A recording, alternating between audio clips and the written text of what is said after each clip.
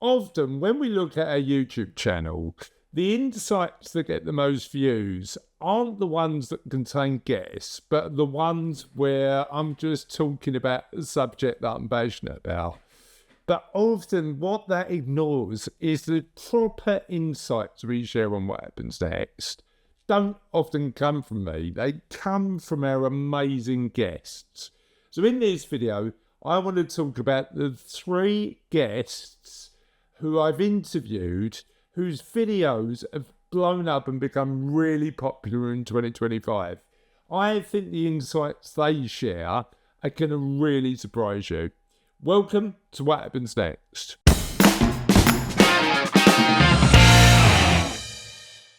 So, actually, even though I love doing the research, sharing the insights, and thinking about what topics are going to be relevant to you, if you're in your 50s and 60s and thinking about transition in your life, actually, a lot of the insights that I get are from the guests we invite on to share their particular perspective and expertise.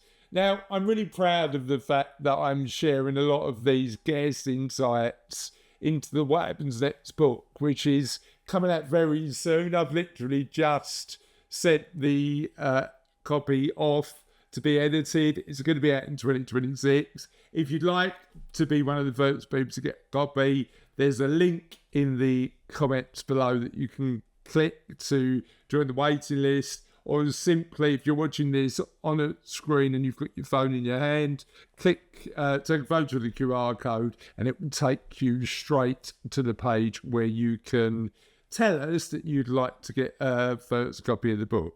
However, the insights that I've shared in 2025 about that transition in our 50s and 60s when we're thinking about what happens next have been really broad. We've had insights about building our business for exit. We've had insights from the amazing Bex from Australia who shared her experience of having a community of 500,000 people and understanding what really goes on. We've had insights from fellow financial planner Dan Hylett. We've had insights about money mindset and financial well-being. We've had insights about divorce from the great Joanna Tock. We've had insights about moving home in later life. And we've had insights on legacy, succession, and life after our main career from Alex Key. But there's 3 main interviews that I want to share with you today. There are 3 most popular interviews of 2025. And the first one is from a guy called Dr. Neil Stanley. Now, Dr. Stanley is an expert in sleep.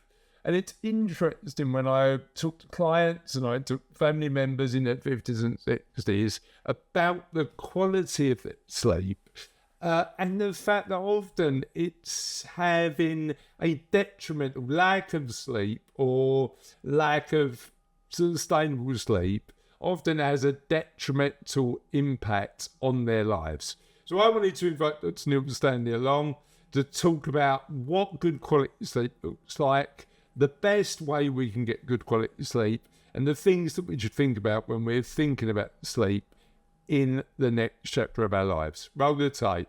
Welcome to this interview from What Happens Next, the channel dedicated to helping you, if you're in a point of transition in your life, think about some of the elements that you might have ignored for years, and now as retirement is coming into play, or whatever you choose to do next is coming into play, is all about sharing insights that's going to help you with that transition. And it's interesting because a lot of my clients who come and see me at Sabello for help to build their financial plans become fairly health conscious. They've been in stressful environments at work, and part of the reason they want to make the change and ultimately know whether they've got enough money to make the change is because they want to make positive moves in the direction of health. Now, I'm no health expert. which is the reason we invite experts on to what happens next to have conversations. But broadly speaking, I see health in three main areas: exercise, nutrition, and sleep. And I can't believe after so many what happens next interviews, we've never had a sleep expert on. That ends today because we've got the brilliant Neil Stanley on to talk about sleep. Neil, how are you? Yeah, good. Thanks very much. Good. Really pleased to have you on. As a start for 10, for those of our audience who don't know about you, tell us a little bit about you and how you got into your specialist area. Well, my name's Dr. Neil Stanley. I'm a PhD, not a medic, and I've been involved in sleep research for now 43 years. How did I get into sleep? By complete and utter accident. I went to secondary school, did okay in O levels, thought I'd go to sixth form and then university, and then I don't know what. Hated sixth form. I thought I was an adult. They treated me like a child or something like that. So I applied for the first job that had anything to do with science in my local area, which is Farnborough in Hampshire, and got a job at the Institute of Aviation Medicine in Farnborough, which was a RAF station. And they, at the time, back in 1982, had the largest sleep lab probably in Europe. Because the Royal Air Force still had long duration capability. So Hong Kong. A few months later, we fought the Falklands conflict and that sort of thing. So jet lag, shift work, aircrew performance were all very important. And that's it. 43 years later, it's been my all-consuming passion. It's been the way I've made money enough to live. If I'm not talking about it, I'm writing about it. If I'm not writing about it, I'm reading about it. If I'm not doing any of those, I'm actually doing it. I was going to say, it's probably worth it making sure that you're not writing and talking about it so much that you're not getting some sleep in as well. I prioritize my sleep above anything else. I can't, after all these years, say that I don't do my best for my sleep each and every night. Yeah. What does the largest sleep lab in Europe look like? Is that just paint me a picture of that? Well, I mean, when I left Surrey University, which is about 12 or 15 years ago now, we had a 24-bed unit. And essentially, which I designed and constructed, part of that was a 12-bedded ward, like a sort of a normal hospital ward, to be honest. Yeah. But the key thing was the 12 bedrooms that we had built, which were described as the finest places anywhere on the planet for a good night's sleep. They were completely dark, completely quiet, very rigidly temperature controlled, and basically they looked like a dark blue cell. There was a suspended room, so there were 10 centimeters of acoustic tiling, then 10 centimeters of foam, which isolated it from vibrations, and then 10 centimeters of brick. So basically, you could slam the door in the room.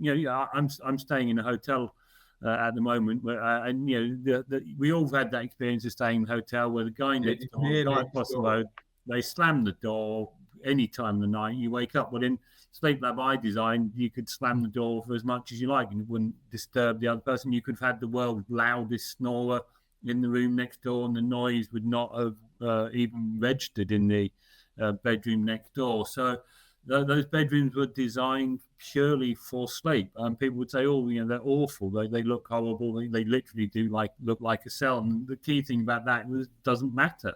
You're going to be asleep. You can have your eyes closed. You're not going to notice it. So, as I say, we designed these bedrooms mainly for doing clinical trials, so looking at the effects of medication on sleep, and also manipulating sleep by modifying different stages of sleep by various different manners. And so it was a research exercise that we had these, and they were great. So I say that was a 24-bed unit, which I still think is probably the largest still in Europe.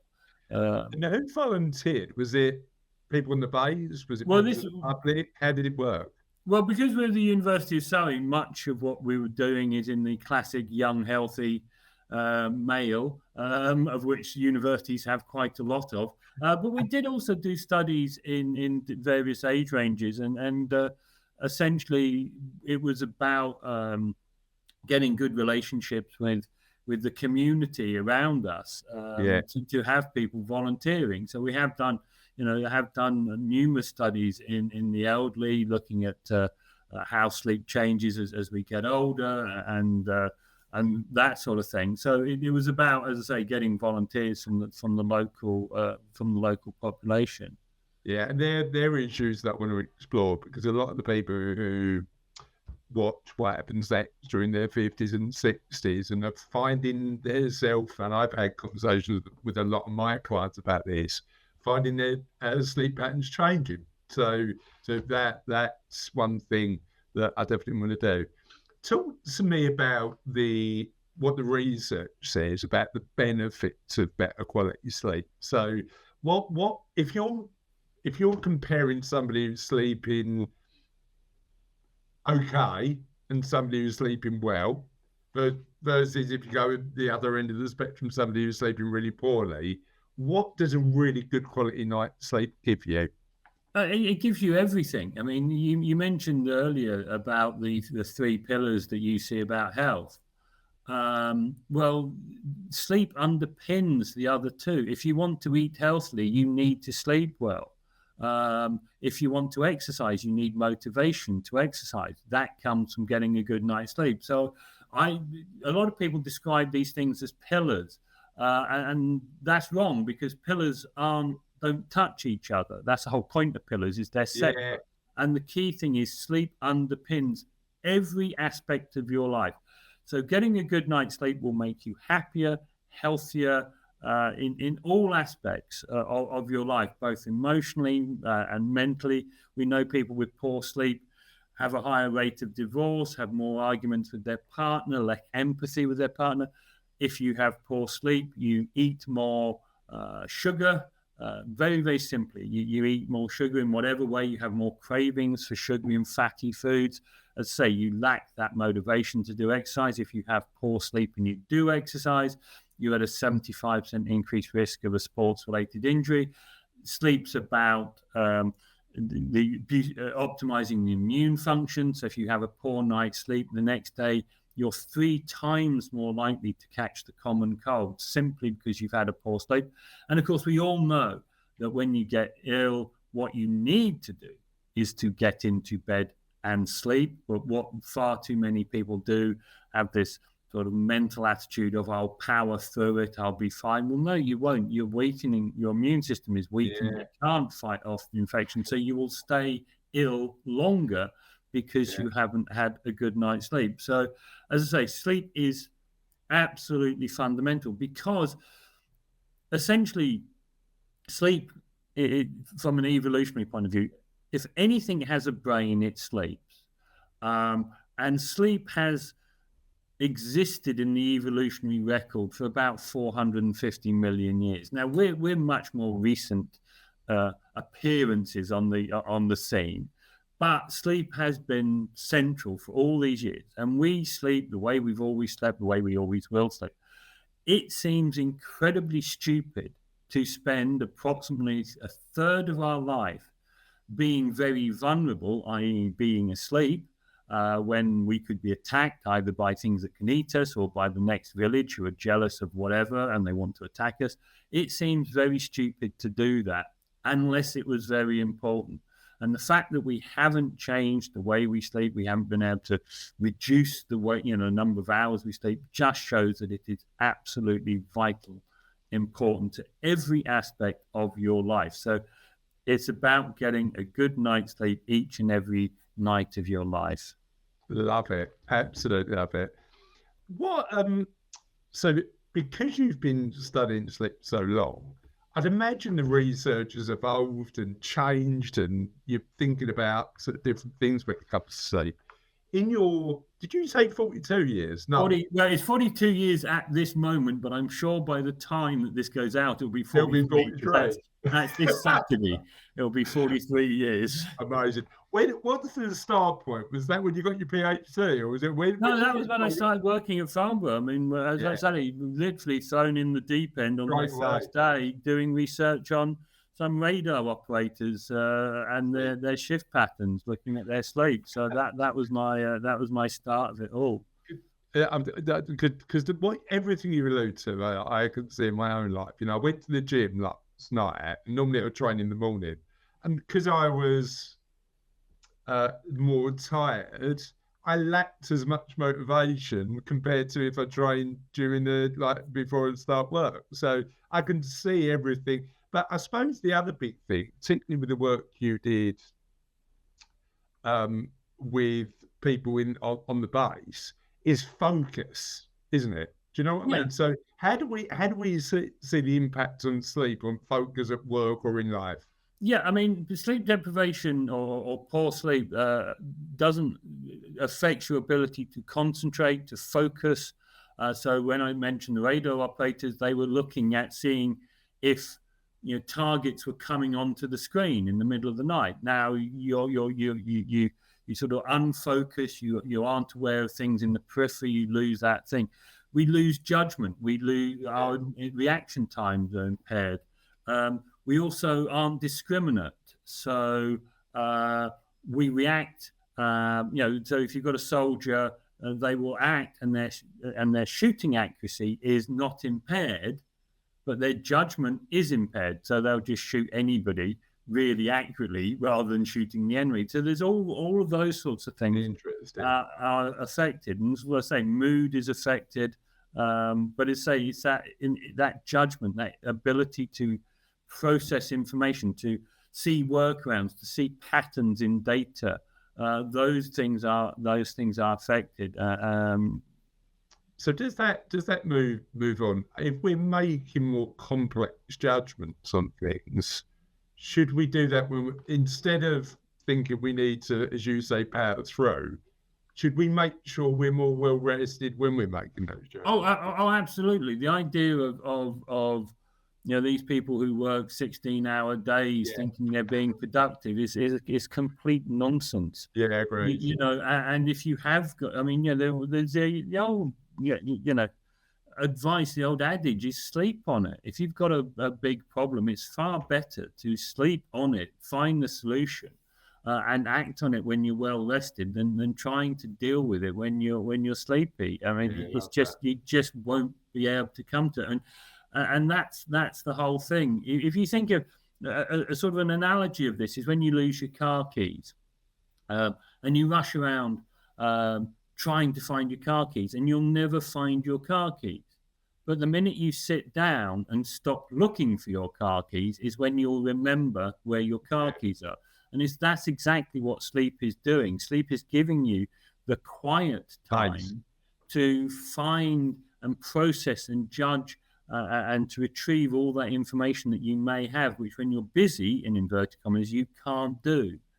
Yeah, I love that. So I started to ask a question, and as I typically do, Neil, I thought of a better question and replaced it. So let's go back to the original question. Nearly 43 years worth of experience.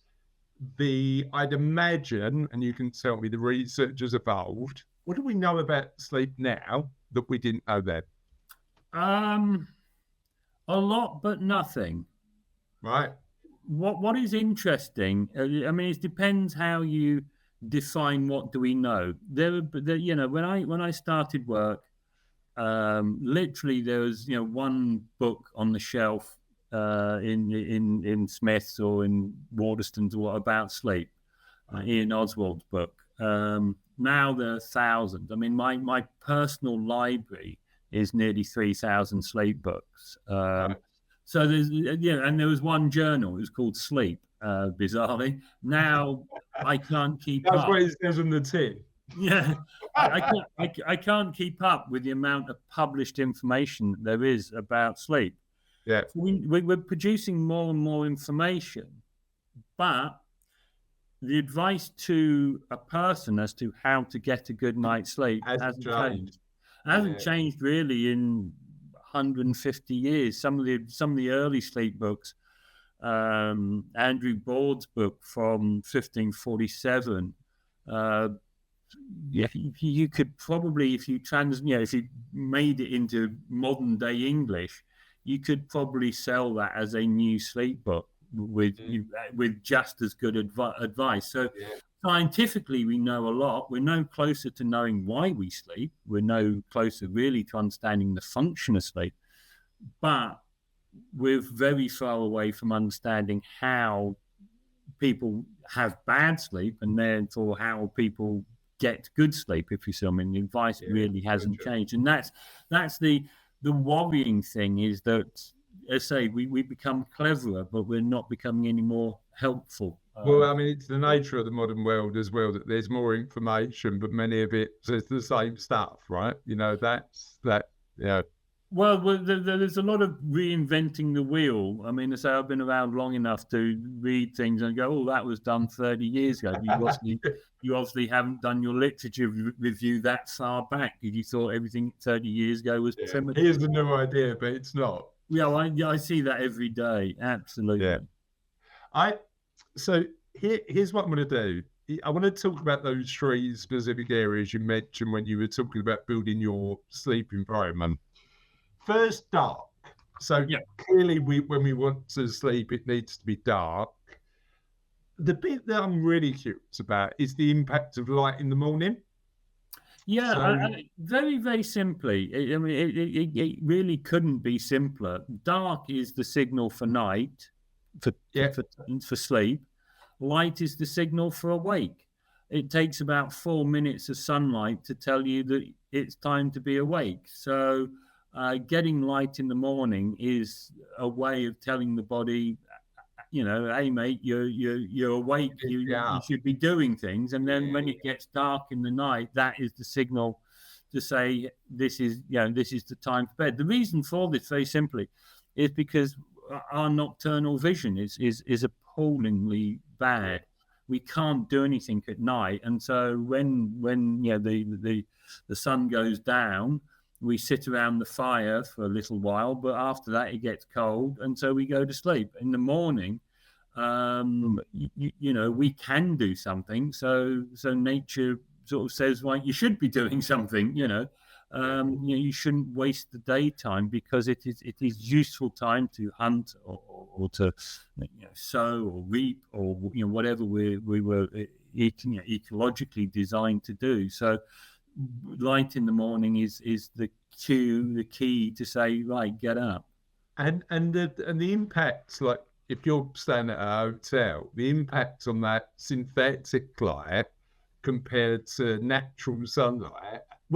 How did you engineer that in the rooms, and what's the difference? Yeah, I mean, essentially in the rooms, it was very simply you went into the room to sleep, so you're in the room for 8 hours. So you went in. It was dark, and then we switched the lights on, and it was light. And so we had daylight simulation bulbs, so as close to what daylight is to use that. And so they're quite useful if you're in a situation where you can't get up and get outside to use those. But light is any light can be effective if it's bright enough. Sunlight is just what we've evolved under, so it's the perfect combination of what we need.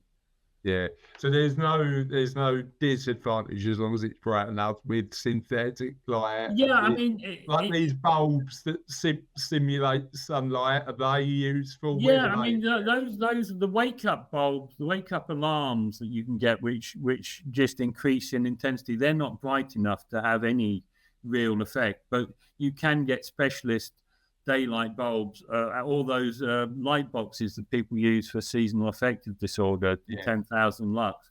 They're bright enough to have an effect and would be beneficial. Interesting, really interesting. Temperature. So talk to me about the ideal temperature for sleep and what range that might be in. Okay, you need to lose about 1 degree of body temperature in order to get a good night's sleep. You lose that body temperature out of your head and face because that's the bit that sticks out from under your duvet. So the I need to bedroom, take my hat off. well, we'll come to that. The bedroom needs to be cool, around 16 to 18 degrees. The temperature in the bed can be, close to body temperature, but you heat that area up just by being in the bed. Yeah. So if the bedroom's too cold, you'll lose too much heat. And if the bedroom's too hot, you won't be able to shift the heat. But as I say, the bedroom needs to be around 16 to 18 degrees. So it's pointless trying to heat the room up. Yeah. If it's cold, the easiest way of staying warm is to wear a nightcap. And nightcaps only disappeared because we were able to keep the bedrooms hot. Interesting. But a nightcap is much cheaper than running your electricity or your gas all night, and far more ecologically friendly. So stick a That bottom is hat such on. an interesting tip. Stick your hat on. Stick your bed socks on because you'll lose heat out your feet as well, and you should be toasty warm for most nights, other than the coldest winter night. Yeah. So wearing a nightcap, just make sure that if you're cold in bed, is an ecologically friendly way instead of just love that. Absolutely love that. And I tell you one thing, and Neil, when I do these interviews, it always highlights how bad I am at the particular thing I am for the interview. For the expert I'm interviewing. But one thing I do is listen to a podcast. Yeah. As I go to sleep, and the nature of my technology means that when one podcast ends, another one, it just continues to give me stuff. What's the impact of that on my sleep if I've just got like sound in my ears? Depends whether you like it or not. It would drive me absolutely crazy. I wouldn't be able to fall asleep with that happening at all.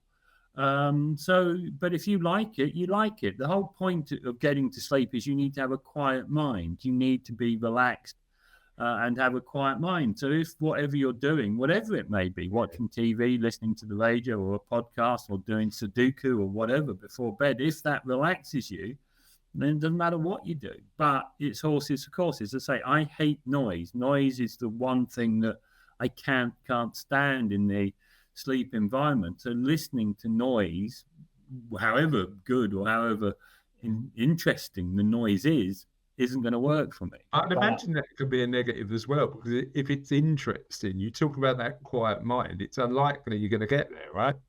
Well, yeah, I mean, this is the thing. If you fall asleep to a podcast, that podcast obviously was not good enough to keep you awake.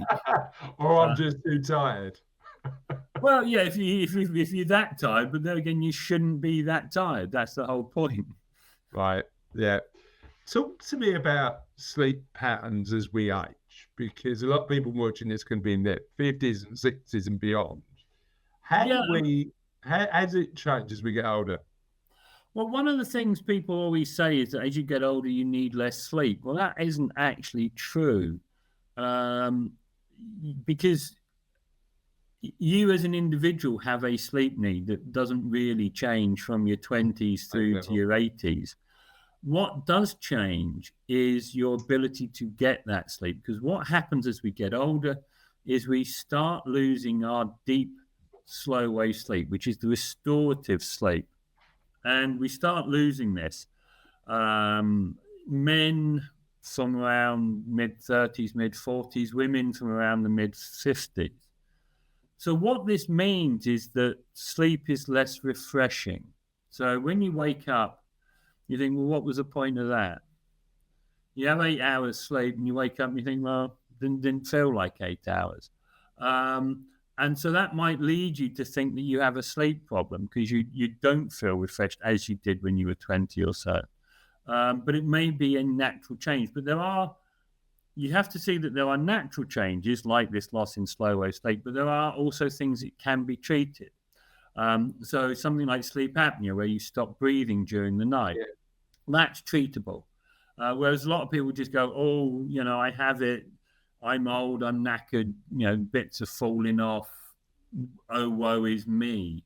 No, it's treatable. Get it treated. Getting up to pee more than once a night, twice a night, that's a problem. Get it treated. So we don't want to confuse just getting old with I have to put up with it. There are some things that can be fixed. But I say sleep becomes naturally lighter, more disturbed. And once it is disturbed, there's less pressure for us to go back to sleep. So when you were 20, you woke up, you got up, you had a pee, you got back into bed, you fell straight back to sleep. Now you wake up, get up to pee, have a pee, get back into bed, and you're awake for an hour and a half. So getting up to pee was the thing that woke you up and got you out of bed, but that's not the thing that keeps you awake. So what is it that's keeping you awake? Is it pain? Is it being uncomfortable? Is it worry? What is it? So you've got to see that the thing that wakes you up is not necessarily the thing that keeps you awake. So you need to identify what bit of it you can actually do yourself, which bit you can influence. So that's really the change, that we just don't feel that sleep is giving us what we used to get. That might make you think, well, it's not important. Well, it is still as important. It's just we find it difficult. The other thing that changes more in our 60, 65, what starts change is that our circadian rhythm shifts. Now, our circadian rhythm is just our 24-hour body clock, which tells us when to be awake, when to be asleep, when to be active, when to be not active. That can start shifting earlier. So in the elderly, it can be that you start wanting to go to bed earlier, and therefore, because your sleep need is pretty much fixed, you're going to be waking up earlier. The other thing that happens with the elderly, of course, if you're not working, you have the opportunity for a nap during the day. Now, a short afternoon nap, fine. But if you have a long afternoon nap, if you have the ability to have a long afternoon nap, and you do, that's going to use up some of your sleep need. So say you need 8 hours sleep and you have 2 of those in the afternoon. Well, that means you're only going to need 6 hours at night. Now, if that means you then wake up at 4 o'clock in the morning and go, oh, that's terrible, I'm waking up so early. Well, yes, because you've had your 2 hours in the afternoon. So this is really interesting, and again, I don't want to use this conversation just for me, but I'm assuming that if I'm doing this, there's other people doing it too. I'm a long napper, right? I'm a napper who will put his head down, do an hour and a half. Is there a day if I get an hour and a half and then 6.5, six and a half at night? Is there a danger to that? No, not really. As long as you're happy with it. As I say, as long as you're not waking up at 4 o'clock going, oh, I'm cold, alone, and oh, woe is me. It's terrible. But if you're happy with it, of course, the countries like Spain, Italy, have their siestas. And there is data, some data saying that having a nap is a good thing. Some data says napping like that is a bad thing. So on balance, we don't know. But as I say, it's more about, does that fit into, one, your lifestyle, and two, does it make you think you have a problem, or does it make you awake at a time that you don't want to be awake, if that makes sense? My personal answer is not at all. I love a long nap. But if it doesn't work, we need to think about changing it. Well, absolutely. That's the key thing. If it doesn't work for you, look to changing it. Yeah. Talk to me about, what was really interesting, something I didn't know, is that loss of the length of restorative sleep as you age. Slow sleep, yeah. What's the reason for that? And is there anything we can do to change that? To answering the last bit first, no. What's the reason for it? Deep, slow wave sleep. It's one of its big functions is growth. This is why children have loads of it. You physically grow during deep sleep, but it's also about memory and learning. So of course, by the time we're in our 40s, 50s, we're not learning a huge amount more new. We've laid down all those memories, and so essentially, the need for that slow wave sleep is less because we're not doing those things now. Of course, in our society now, to say that when we're 40 that we've learned everything about life doesn't work. But from an evolutionary point of view, if you're 40, you're the wise man of the village. You're who the knows old everything. Oh, yeah. So you're not going to be sort of scrolling through TikTok or Facebook all the time. So we did know everything by the time we were 40, and also slow wave sleep is also about emotions and about dealing with connections, which is why women keep their slow wave sleep longer than men, because of course women have children, have babies, they need to adapt to new societies, to new interactions, whereas men don't. Okay, so if we, and again, I might be completely wrong on this, you're the expert on this, but if we continue to learn, develop and grow, and we continue to maintain social connections, has that got an inverse effect, meaning that we get to have that slow wave sleep for longer? No, we haven't been doing this long enough for evolution. Yeah, hasn't hang on, this is changed. That's the problem. I mean, there's a wonderful statistic. 97% of all information ever created was created in the last 3 years. Yeah. I don't know if you know, but the New York Times on a Sunday is a massive newspaper, huge supplements, etc., etc. There's more information in one edition of the New York Times on Sunday than somebody 150 years ago would have to learn in their entire lifetime. But as you say, our brains haven't evolved. Our brains haven't caught up with the modern world. Yeah. So you could also remember that 150 years ago, most of us would be dead by the time we were 40. So there was no need to preserve us because we're going to die anyway. So our brains are life expectancy the way it is, and how our lifestyles have changed. We're now in this situation where we've got this period of time that actually, as you say, from an evolutionary perspective, we're just not used to, right? We can't cope with the situation as it now. So now we need sleep more than we've ever done before, but we also have more reasons not to sleep. Yeah, so interesting. One question I had, and it's related to the point you made about information, and I clearly we're a bit guilty of just putting more information out into the ether just for the purposes of doing this interview, but the social media, podcasts, YouTube, all of the stuff that's out there at the minute, what impact does too much information have on that sleep? Well, the brain can't rest. The brain can't deal with that information. It can't easily switch off, what I mentioned about the quiet mind. And then it doesn't have time to process that during a night's sleep. So we become overwhelmed. We can't deal with that. We feel stressed, anxious, because we can't cope in these situations of life. What do we do about that? Switch our mobile phones off, read a book. All of this is very, very modern. When I started work, we did not have overnight TV in the UK in 1982. All you had was one radio station that played overnight.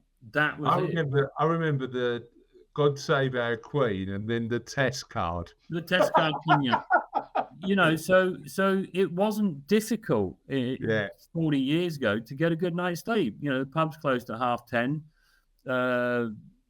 TV and that went off at 10:30. Late night shopping was 6:00 on a Thursday night. So there's no difficulty in going to sleep. Our society is designed in a way that is not human friendly. And so we do have a way. I mean, the CEO of Netflix a few years ago said his biggest competitor was sleep, not any of the other streaming services, but sleep. And he wanted people not to sleep so they could watch Netflix. That was his simple, rationale. And did the evidence back that up, right? That we've seen a deterioration of sleep in modern times. Yes, yeah. Yeah, so interesting. So let's talk about practical action then. So if we've got somebody who's watching this who's saying, I think I need to improve my sleep. And funny enough, I met somebody last week who said to me his wife suffered from sleep apnea and he'd been working so hard that his sleep patterns have changed so much that he always feels tired. I said, interestingly, I'm having a conversation next week that might help. So Neil, talk to me about the practical actions people can take to improve their sleep. Well, I mean, the first thing, and it's the absolute key thing, is you have to take sleep seriously. You have to make time for sleep. So, people say, 8 hours for sleep. Well, that's not strictly true. Some people need longer. I know I need 9.5 hours sleep to feel at my best, which means I have to be in bed for about 10 hours a night, to give myself time to fall asleep. So if I'm not in bed for 10 hours a night, I'm not ever going to get the sleep I need. So if you say, I'm too busy, or I want to watch the next episode or listen to the next podcast, well, you're never going to get the sleep you need. You have to work out. And the amount of sleep you need is essentially the amount that allows you to feel awake, alert, and focused the next day. So for some people, it can be as few as 5 or 6 hours. For many, many people, it's 7 to 9 hours. And then there are extremes. Some people need 11 hours to feel at their best. So once you know how much sleep you need to try and get it. And then essentially there are 3 things. I mean, there's loads of sleep tips out there, but they all boil down to 3 things. One is a bedroom conducive to sleep. So dark, quiet, cool, comfortable. And we've covered those. One is a relaxed body. And the final one is the quiet mind. And the quiet mind is probably the most important one. If your mind is racing, if you're stressed, if you're worried about something, you won't be able to fall asleep, because sleep is a time of quiet. Stress, anxiety is noise. So those are the 3 things. Anything above that is just, people say, you need to do this, you need to do that. Smell lavender. Well, I hate the smell of lavender. Do this or do that for bed. It's down to you, but you have to go to bed for the time you need to sleep, with a quiet mind, with no stress and tension in your body, and into a bedroom that's comfortable for sleep. That's simply it. If you do those three simple things, then, or you achieve those 3 simple things, then you will probably sleep. And so all you have to think about is anything that's happening, does it fit within the quiet mind, relaxed body, bedroom conducive to sleep? So if your partner snores, well, that's not a bedroom conducive to sleep.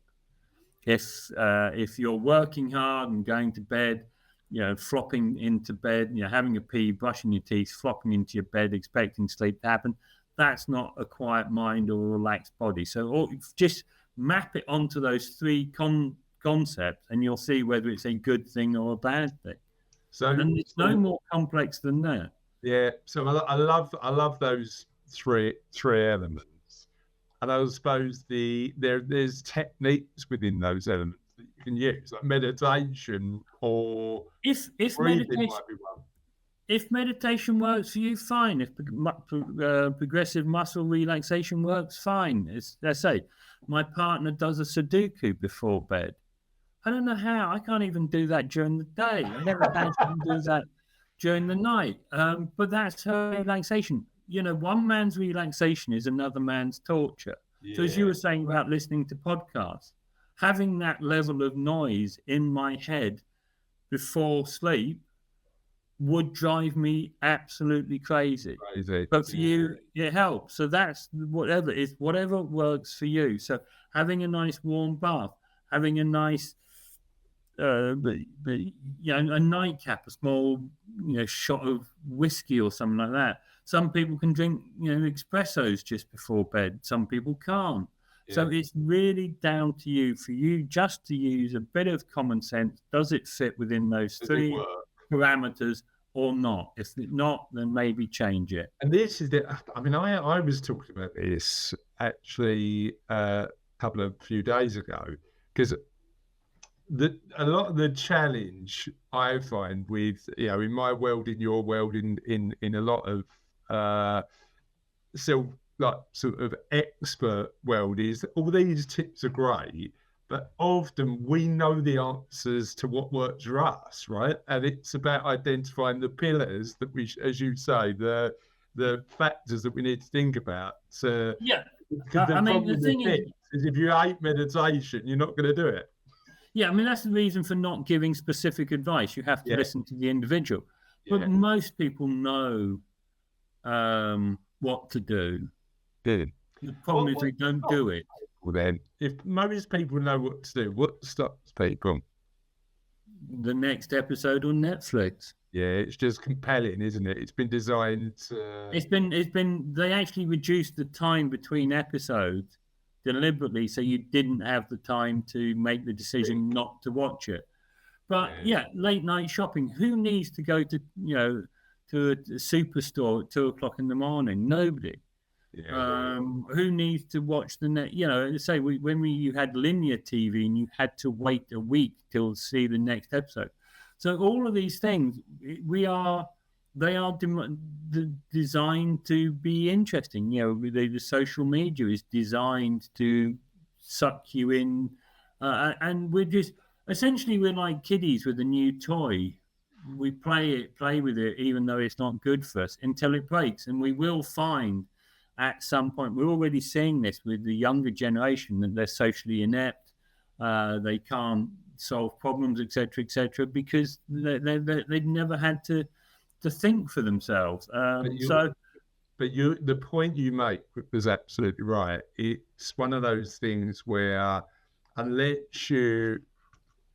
for me, the big one, 2024 and 2025 has been nutrition, because the easiest thing to do is just eat whatever I wanted. It's been more difficult, and I've had to take more seriously what I'm putting in my body, and that's had a positive impact. But it's harder work.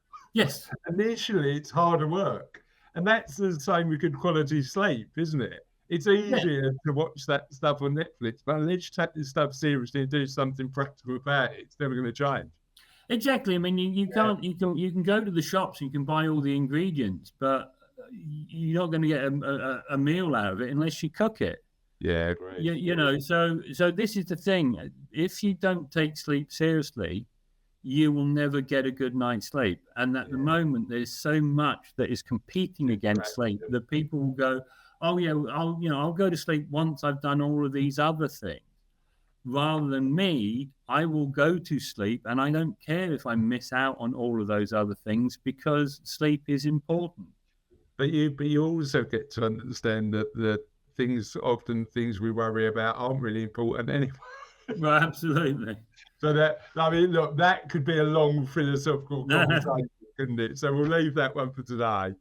A lot of our people who watch this, because this is designed to help people going through that transition in life and making change to either, we're not fans of the concept of conventional retirement on what happens next, because actually we think if we're in our 50s and 60s, a period of time that I'm fast approaching, there's potentially another sort of three, as you say, another generation we're not used to living, that we can potentially do stuff we love and like.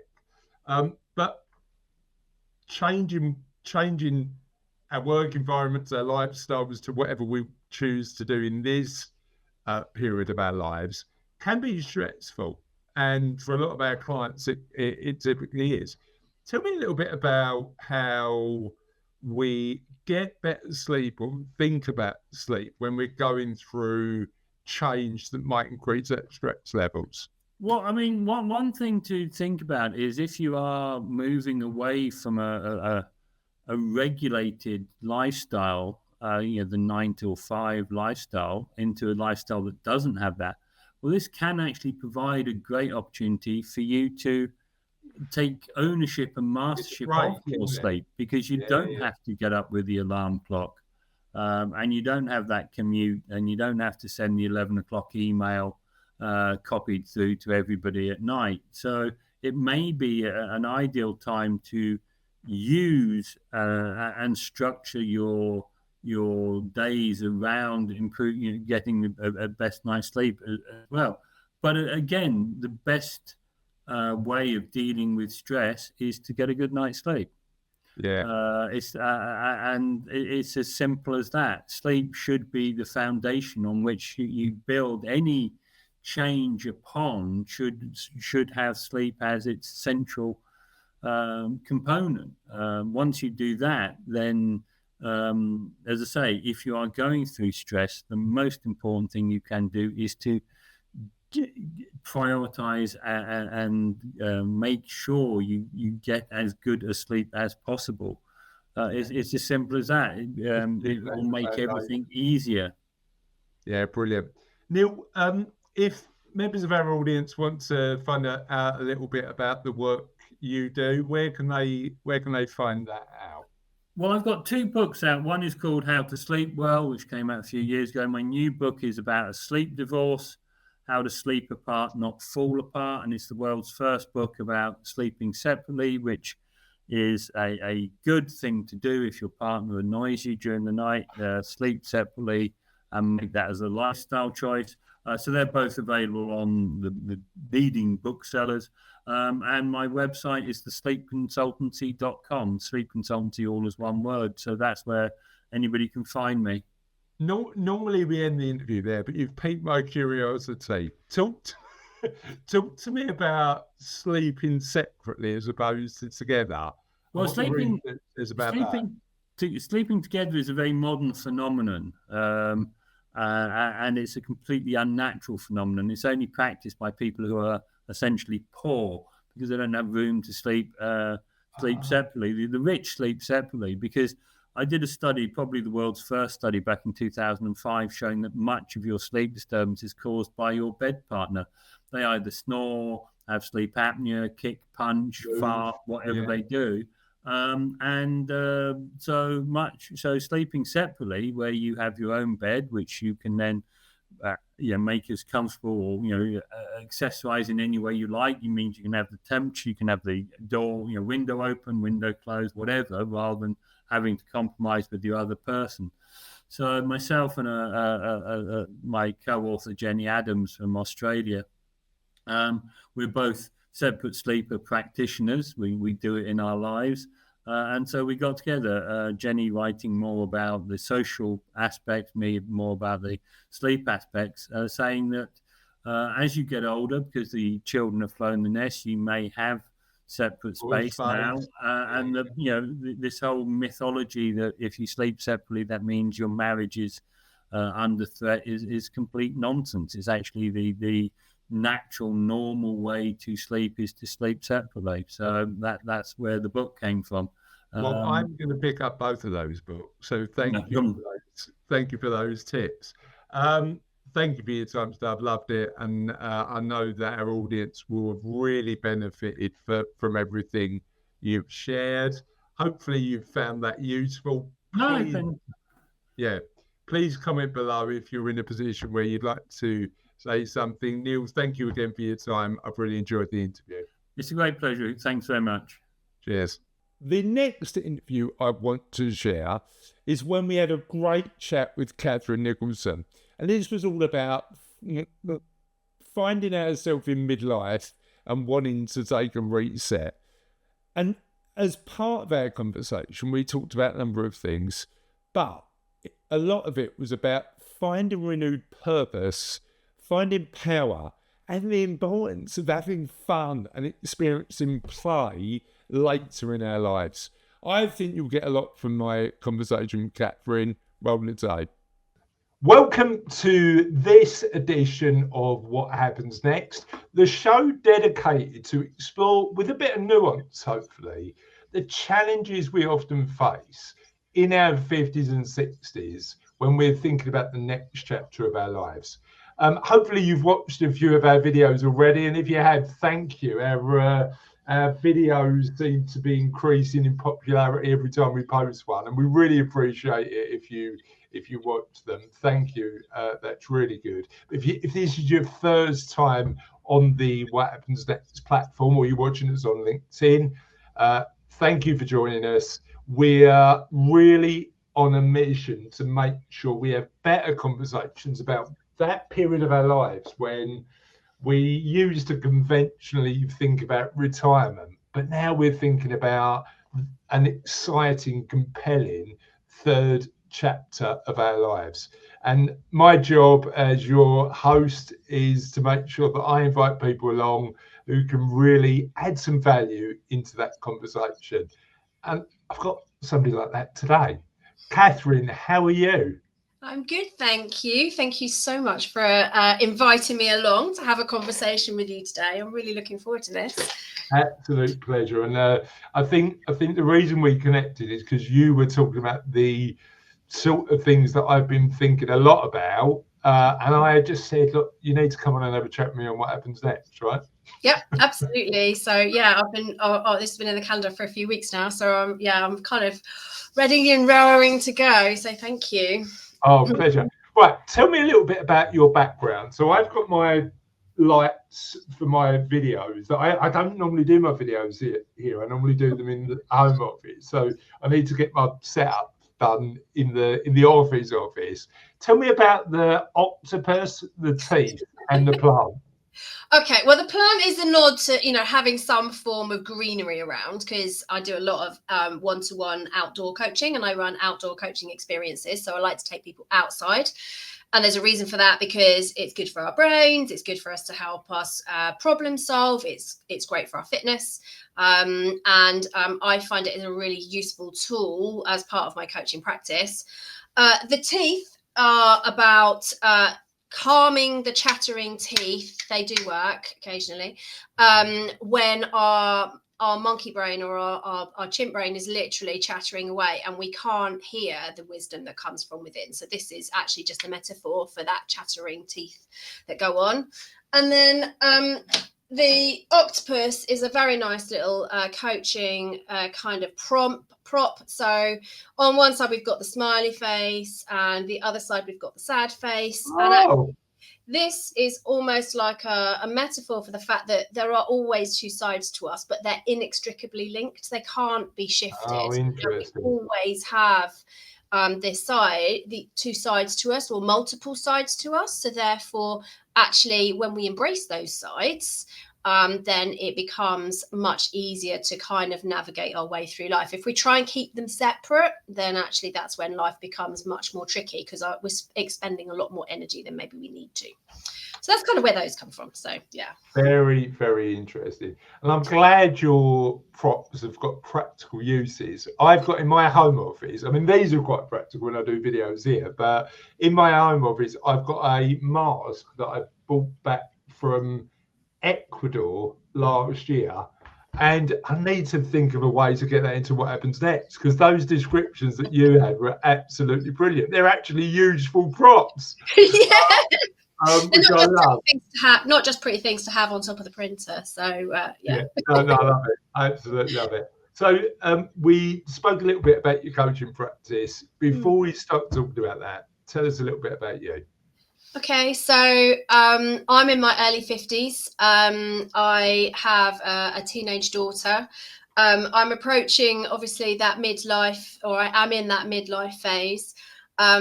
I used to work for a couple of very large corporate organizations, FMCG, frozen food business, and I used to work for a big pharmaceutical organization. And basically all my life, all my career, I've been moving products around. I've been in supply chain, but I always knew that I was in the wrong space. I wasn't quite sure what I wanted to do. And then about 6 or 7 years ago, someone said to me, oh, I think you'd make a really good coach. And everything just kind of fell into place.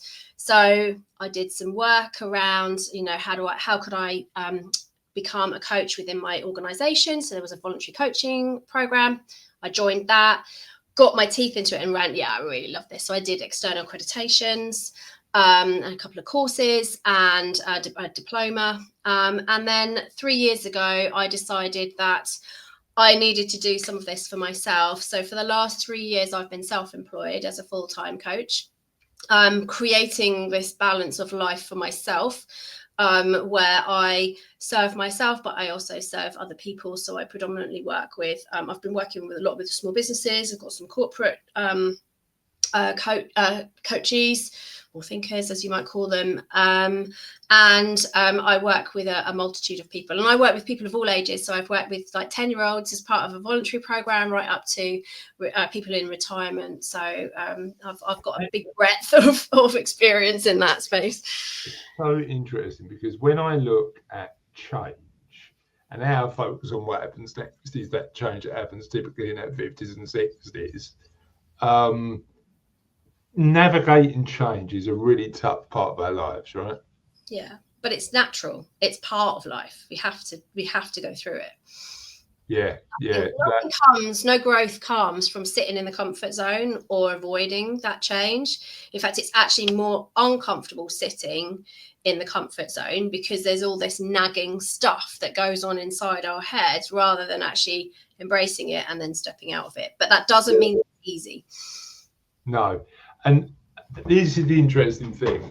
Okay, so let me first tangent. It didn't take long, did it? Not really. we as you know, if you're a regular What Happens Next interview watcher, I normally prepare some questions for our guests in advance. But then when you get interesting people having a conversation, it normally goes off on a tangent. I think we made it to question 1, by the way. Yeah, normally I don't wait that long. Well, here's the interesting thing for me, right? I think there is some value in sitting with you. And I'm not like this, and I wish I was often a little bit more. I tend to make decisions quite quickly. Cassie, my wife, does something where she'll take her time and consider the options. And I could argue that there's an element of procrastination when it comes to that. Possibly. She'd suggest, and probably rightly, that thinking about some of the alternatives is a really smart way of getting to a point. So yes, navigating change, taking action, facing the problem is really important. But how do we get the balance right between taking action but also making sure that we're taking a considered approach to change? Well, I guess there's a question in there for me around, well, what's stopping you from making the decision in the first place? Because sometimes we know what the decision is, our gut tells us, and we go with it. And then we doubt ourselves, so the thinking starts to happen. And then we create this kind of story in our head that's like, well, I have to do this and I have to do that, and I can't do this until, we talk about this when and then. So when I'm ready, then I'll do X, Y, or Z. So that's where the procrastination sits. I think there's definitely a balance. I think it's about actually, well, how long is too long? When do I need to have made a decision by, and who's the decision for? What's the impact if I don't make the decision quickly, or if I take too long to make the decision? So every situation is going to be different. You don't sit and decide whether or not you're going to clean your teeth at bedtime. You just go and clean your teeth. It's just an automatic kind of, you do it. Whereas actually, which car you're going to buy, it's a big investment. And I guess the thing is around, well, what's the investment? So the bigger the investment, the more thinking there is that tendency. Yeah. There's a tendency to come with that. So I guess retirement is a big one. It's a big investment of time and where I'm going to put my money or how I'm going to spend my money and all of those kinds of things. So I think there's value in considering, but at the same time, there's also this thing around experimentation. So taking action creates transformation. And actually, the only way, you can't keep doing the same thing and get a different result. You have to change the way that you work. If you change the way that you work and do small but manageable experiments with stuff, then it becomes easier, because you can see the results quicker. And that's something we're real advocates for. It's there's a book called Design Your Life by Bill Burnett, where he talks about rapid low cost experimentation to what to work out what your next step is without you taking an entire jump. So in my world, that might mean, well, you haven't got to stop working entirely. You can go down to 4 days a week, or and then have a flight path instead of falling off a retirement cliff, so to speak. So you've got those. Or I'm going to try volunteering for a couple of months with a particular organisation, or I'm going to invest an afternoon a week or afternoon once a month talking to people who are already retired and finding out what they do, and those kinds of little experiments to help you feed the decision-making process. But then there is a point at which you have to make a decision, and then there's a like, what am I procrastinating? What's the fear in making the decision? What's stopping me from making the decision? I think it might have been you mentioned this to me before, and I think it was a super powerful point, because actually some of those decisions, if you retire and you want to go back to work and you've got a skill set the market wants, you probably could. So how reversible are a lot of the decisions that we think are going to be one and done? In actual fact, we could change them if we didn't like the outcome on the other side, right? Which agree. Completely agree. You know, if you set yourself up in business, you can go back to work, and you could go back to a different business, or to an employed role at any point in time. You can go and resit your exams, you know, those kinds of things. And if you look at people who've been made redundant, you know, the process of being made redundant is really emotive. You know, it's quite stressful. It's very stressful. People feel like they've been put through the ringer through a lot of this stuff. Yet actually, often later on, they'll go back and go, actually, that was the best decision or the best thing that ever happened to me, because it's opened up all these other opportunities. So actually trying something and then thinking it's not quite right for me and course correcting, I think that's what, as long as you know the general trajectory of where you want to go, I think that's powerful. That's really powerful. And then from that, it doesn't really matter what the route is. We can work out, you know, you can Google your way through life for a lot of things, actually. So how do you create the environment for yourself where you can give yourself permission to play? And it is play, really. You know, let's have a go at this and see what happens. And if I don't like it, I'll try something different. I did a video a few months ago now about the benefits of retirement of thinking like a child, because actually I think there is huge benefits in turning around and going, how do we play, as you say, play? Do you know what I mean? It's like, although when I come into the office and we're thinking about who our charity partner's going to be this year, Catherine, I've had this idea for a couple of years where we just get adults to play playground games for charity, like I'm trying to bring back British Bulldog. Apparently, I'm not allowed to do it. I'd love to have a bit more British Bulldog in my life. I'm gonna ask you another question that I've prepared you for. That's okay, all right then. When I was doing the research for this interview, otherwise we'll end up just talking about British Bulldog and potentially hide and seek. I'm okay with that, but you know, it's fine. About 40-40. What's 40-40? Oh, you've never played 40-40? Oh, that's when you hide and then you've got to get back to base, and the person that's basically counting has to catch you before you get to base. That's run-outs. Yeah, I don't know. I don't know if that's an alternative name for it, but yeah, maybe. Yeah, 40-40. And then if you get caught, then you then come on the team that's kind of catching. We used to call that run-outs. Oh, because you run out and then you've got to try and run back. Anyway, so yeah, we've now digressed again. Talk to me about if you're watching this and you'd like to give us your playground, favourite playground, nostalgic playground games and what they were called, and do a little description so we understand what one you're talking about. That'd be great. Transformational coaching, I'd love to hear about, because when I was doing the research for this interview, I was looking at the concept of transformational coaching. How does that differ from coaching that you'd expect to normally get, and what's the elements that make it transformational for you? So coaching is on a spectrum. You've got right at the beginning, you've got this kind of performance level coaching where it's kind of like, what's the action? I want to get to this point. What's the action? And creating that action base. And then you move along the process, and then you start to think about, well, actually, I can take the actions. I can find accountability in there, but then actually, well, sometimes I'm not taking those actions. So it's thinking about, well, what's stopping me? Creating the solutions for yourself as you go. So coaching is the person who's being coached creates the solutions for themselves. The role of the coach in any of these is actually to ask questions. It's not really you don't get guided, but the purpose of the questions is to help the thinker come up with new thinking. So the purpose of any question that you create or you come up with as you go through the process is actually to generate new thinking. There's different kind of themes along that, but you can ask questions for clarity, you can ask questions for kind of information, but then there's also this: how do I move the person from place A, where they are now, to place B?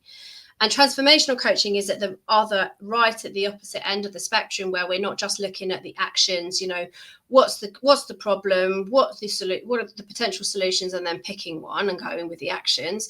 This is actually about digging a lot deeper than that and thinking about, well, what kind of beliefs and values do I hold about myself? And then starting to dig into those and reprogram them, I think, is what you would say. It's much more about being rather than doing, which is the kind of the performance level stuff. It's much more about who am I being when I'm making decisions, when I'm approaching a challenge, when I'm doing whatever it is I think I need to do when I want to get to that goal. Actually, how you're showing up in that space then affects how the goal gets delivered. And when you really pick into some of those core beliefs, and money's a great place to start with those, what your money beliefs are, because actually they're an indicator of some of those much deeper core beliefs that we hold around what life is, who we are, what we think we should be doing, or what other people should be doing. Then from that place, you can then actually start to go, well, actually, is that really true? It served you to this point. We don't need to know why it's there, it just is. But actually what we want to do is try and reprogram that. So actually we can shift that belief so that you can then take an even greater step forward. So transformational coaching is actually more about enabling a greater transformation at a much deeper level on a more permanent basis. Yeah, okay. So it's looking at the stories we tell ourselves and seeing whether those stories are serving us in terms of what we want to do next. Yeah. How do we do stories generally, when you dig deep, are all related to a few core beliefs about ourselves, usually. Give me an example of some of those beliefs. What would they be? So something like, I'm not good enough, I'm not worthy, I'm unlovable, I'm unsuccessful, those kinds of beliefs. And they're running in the background as a default kind of program in our brain all the time. And what we want to do is try and reprogram those to a much more positive that you live into every day, so that you can then actually get over because the hurdles are always going to be there. Yeah. There's no doubt about it. And you're always going to have to do the work, but actually it's about how you approach those from a different perspective. It's so interesting, that point, because I think when I look at loads of conversations I've had and I look at my own life, a lot of my drive previously has come through trying to fill a gap. Now I've reached a point in my life where I'm thinking about this sort of stuff more. I've realized that I've got no gap to fill, and that's the story I'm telling myself, right? That's all that is. Here's the interesting thing for me, Catherine. I'm still motivated, and I always, again, the story I used to tell myself was, you need some of that hunger to drive you forward. So I'd be interested in your perspective on that. I think it's because I think a lot of people look for the answers outside of themselves. So they're looking motivation, is it? Yeah. So they're looking for an external motivation. So that extrinsic motivation, as you might call it.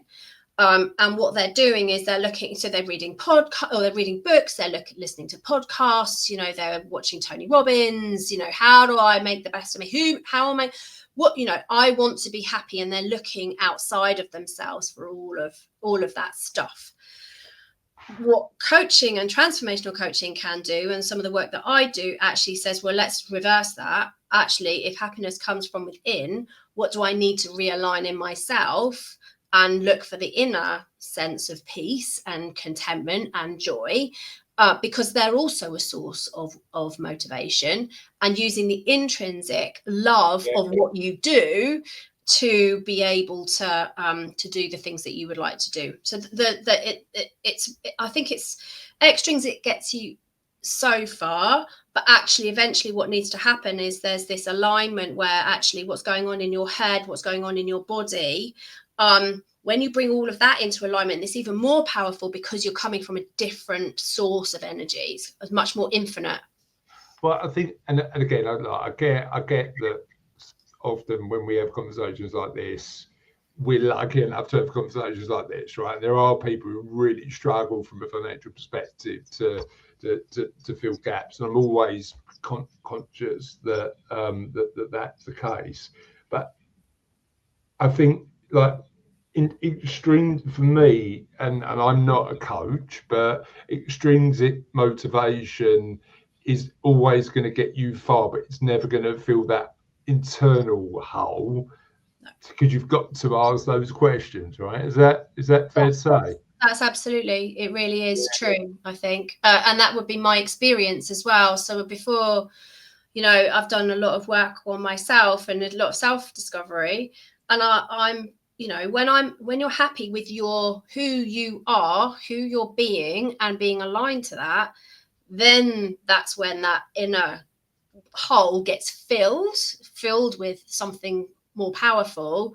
Sounds a bit woo-woo, and it's difficult to explain unless you really experience it. But there's a much more everything comes from a much more centered place, and there's less thinking, and actually that's when the decision making then starts to become easier, because you're not thinking about it, because you're not worried about what other people think, you're not worried about what the world might think of you, you're actually just doing it from a place of actually this is the right thing for me. It's authenticity, isn't it? You know, like trying to get to a little bit closer to whatever authentic looks like for you.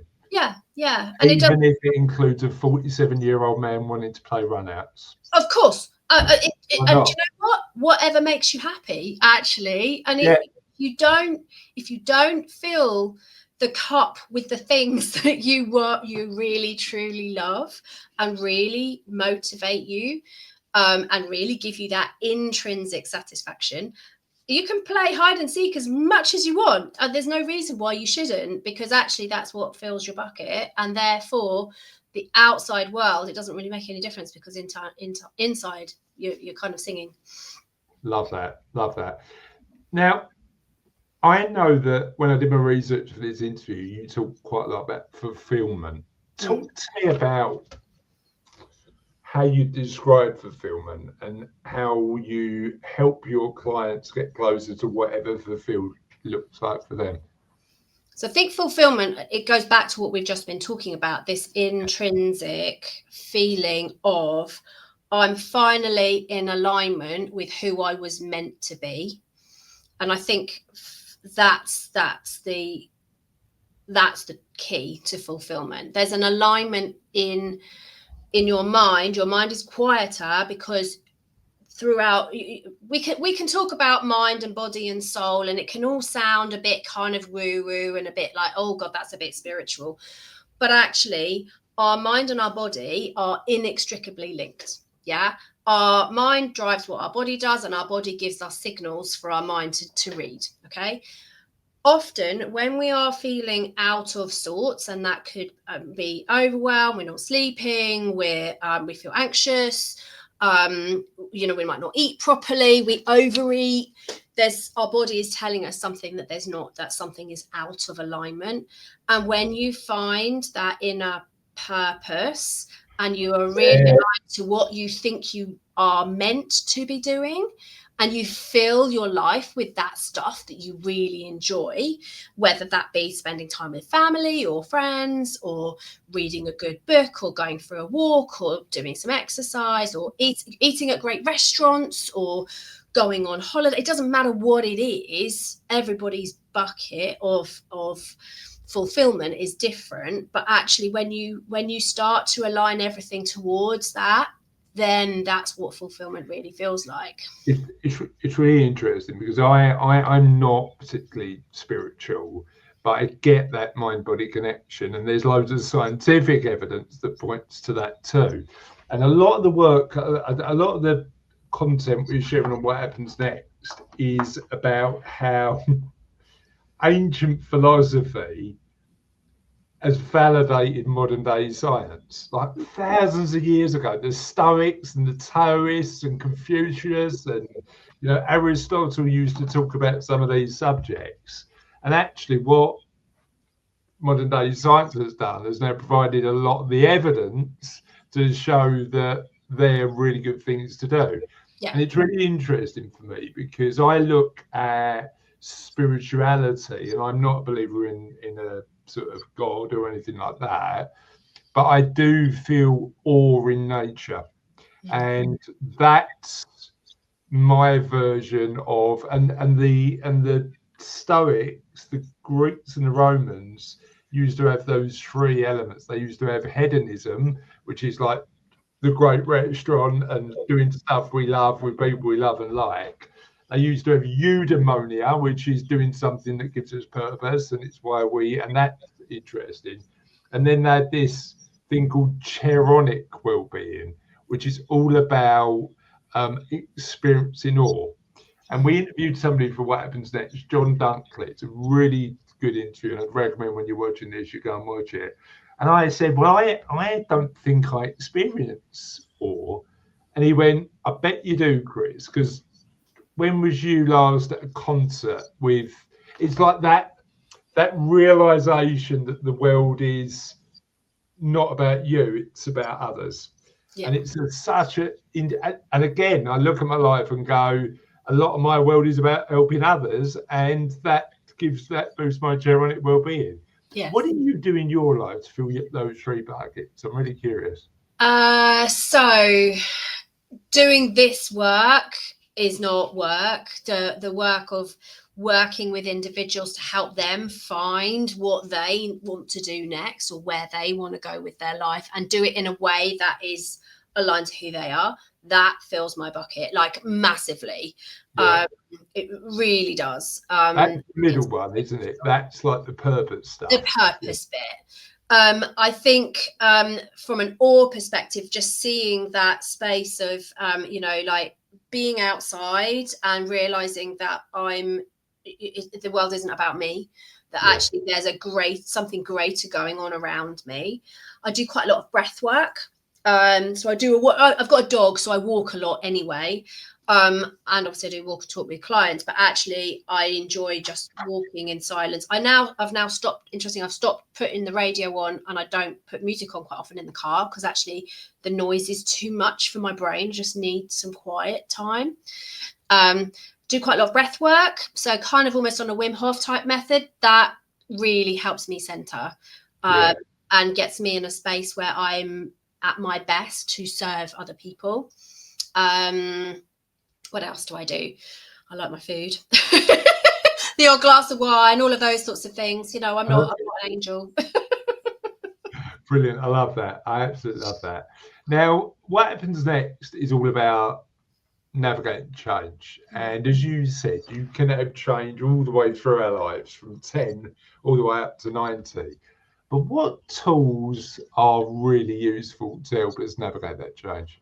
So there's different phases of change, and different things will help you at different times. I think that's probably quite key to think about. And your brain is doing different things at different times as part of that process as well. So when you first get into a sense of change, you get a lot of kind of almost stress, or this isn't happening to me, overwhelm, that kind of thing. So our brain is actually switched off, and our brain is not open to new ideas at that point. So what you're needing to think about doing in that phase is thinking about how do I soothe my nervous system. So we've got a lot of cortisol running through our system. We're not thinking straight. We've got lots of brain fog. Actually, what we want to do is slow everything down, give ourselves time and space to adjust, and give ourselves permission that it's okay to acknowledge that something is hard. So those kinds of things. Getting outside is really good, because it's proven to help depression. You could be in a state of depression as well. So getting outside, exercise, movement, breath work, some form of yoga or something like that, just stuff to kind of keep us, to help us effectively absorb the change and surrender to it. Actually, you talk about surrender and it feels a bit of an odd word, but actually just letting an emotion. So if we think about our body, our emotions are literally just a physical relief, or a physical release of a hormone or some form of transmitter into our body. The actual emotion, that neurotransmitter, is only held in our body for about 90 seconds or up to 90 seconds. So if you feel fear or anger, actually that release is only in our system for up to 90 seconds. Interesting. So the repetition of that, the continued then boost it every night is yeah. So the thinking that goes with I'm scared or I'm anxious or any of that then just re-triggers the release of more of that transmitter into our body. How do we put a break in that loop? That's where things like breathing, going for a walk, taking a break, acknowledging it, write it down. Journaling is quite powerful if that's something that you want to do. Talking to someone, and actually you don't have to have a solution. So just someone to listen, just go, I just want to blur. And if it needs to be done on a repetitive basis, then that's quite powerful. So in that phase where we're kind of in shock, in a bit of disbelief, coming into depression, then those types of activities are quite powerful. What I'm curious about, and you're certainly going to have more experience than me on this one, that change when we talked about redundancy earlier, and we talked about making the active decision to step into what happens next. Do you think the journey we go on from a loss and change perspective is different if we've chosen it or somebody else has chosen it, and if so, how? Well, I suppose if I talk about my own experience, I chose to leave my corporate job to become a full-time coach, a business owner, an entrepreneur, you might call it. But actually, I spent my first year or 18 months in a permanent change curve because I was so far out of my comfort zone, and I was the one that put myself there. So it doesn't mean. So I think that's the same. Why do we do it? You know what? I think it is control. I think you, and it's really interesting because I get to work with business owners and people who are really happy in corporate and people who are not particularly happy in either. But I think the business owners that I get to work with have more autonomy, not necessarily over their money, and often successful businesses do generate wealth that allows you to live the life you want, but time. I look at the early days of my business and I was earning a lot less than I did in corporate, but I got to walk Charlotte and then Sophie to school.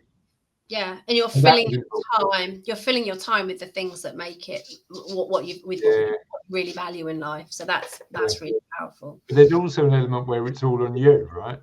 Yeah, but that's another stress in itself. But then that's where the growth comes. So you have to go through the change curve in order to achieve the growth. So you can't avoid it. It's like I guess it's like, you have to master the skill. And, the more that we embrace change throughout our life, even, right from kids, right the way through, the better we are. It's about growing resilience. Resilience is a skill. Yeah, it's not innate. It's a skill, and it can be learned at any stage of life. And our brains are plastic and neuroplastic. They are able to change and they grow, and that's part of what learning new skills is about in retirement, to keep your brain active. That staves off the dementias of the world. Right. And so actually that neuroplasticity, by accepting that growth comes from putting ourselves into difficult situations, is really is really powerful, because that creates those new neural pathways that we need to get out of the other side of the change curve. So as you come out of the change curve, you then start to come into some of a form of acceptance, and then there's you kind of like it gets integrated. But in that acceptance phase, that's when new options then start to open. All of your hormone levels start to come back into balance. The brain fog disappears, and we're able to start to see, actually, I think there's a way out of this, and we can create new options for ourselves. And then we then start to integrate those. Love that. Absolutely love that. If you want a bit more on that, it's Kubler-Ross who invented that. Yeah, it's the Kubler-Ross change curve. Yeah. So that's really good. The other one that's really interesting, and it's one of my favourite books, is a book called Mindset by Carol Dweck. Yeah. Which is all about growth mindset and how having that perspective, as opposed to I can or I can't, that fixed mindset, really changes the game in terms of what you believe you can do and how you live your life. And it's about reflection in that journey as well. So, part of the Kubler-Ross, it doesn't really you don't really talk about it much, but actually, if you reflect back on the journey as you're going through and mark out what you're learning as you go along, it will help, because actually you go, actually, I don't like doing that bit, but I do like doing that bit. And actually, this was really powerful, and reflect on the experience, because that's where the neuroplasticity comes. That's what growth mindset is about. What did I learn coming out of this experience that I can apply to the next one, whatever the next one is? Yeah, I the way that I've reframed it in my own head is you win or you learn. So actually, like, some things will go really well, but what's the opportunity to develop my knowledge, skills, experience, all of that sort of stuff? Yeah. If it doesn't, and that helps me sort of think about how I do things. What I'm curious about is I'm going to go on a tangent again. Oh, right, okay, go on then. Traumatic growth versus post-traumatic stress, right? So what you're talking about there, and what we've been talking about is, and again, I can't pretend to understand some of the experiences some people go through in terms of being in war zones and where true, like, sort of traumas happen in their life. But what we're talking about is, and I'm always curious about this, how one event can be perceived in two different ways. It can be perceived in a million different ways, but two different ways. One which is all about you win or you learn, and how do I use this to my advantage? And then the other one is that element where we perceive it as a detriment to our life moving forward. Done to me rather than for me.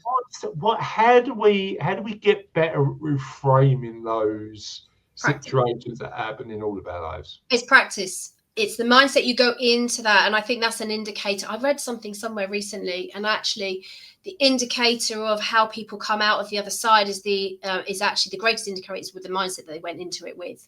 So if you go how do we practice that? So it's about, actually, well, taking on challenges that we haven't tried before, doing something different, and then seeing, well, what did I learn from that, and then how can I apply that learning to the next thing? And it's about looking for the opportunities to grow and stepping into discomfort rather than fearing it and trying to avoid it, which is what a lot of people will do.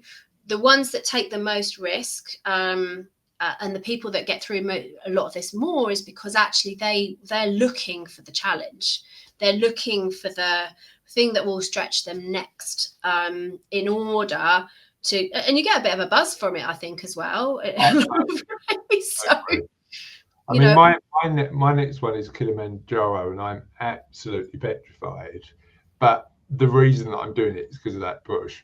Yeah, I'm jumping off of the Spinnaker Tower in Portsmouth in a few weeks. I saw that. Yeah. So how are you feeling about that? Say again. How are you feeling about that? I don't know whether to cry or like be sick or just laugh, if I'm honest. I don't know. And I don't like heights particularly. But actually I was like that. Do you know what? If once in my life I get the opportunity to do an abseil off a massive building, actually, why wouldn't I try it? And I guess my attitude is I'm going to try something once, and if I like it, I'll do it again.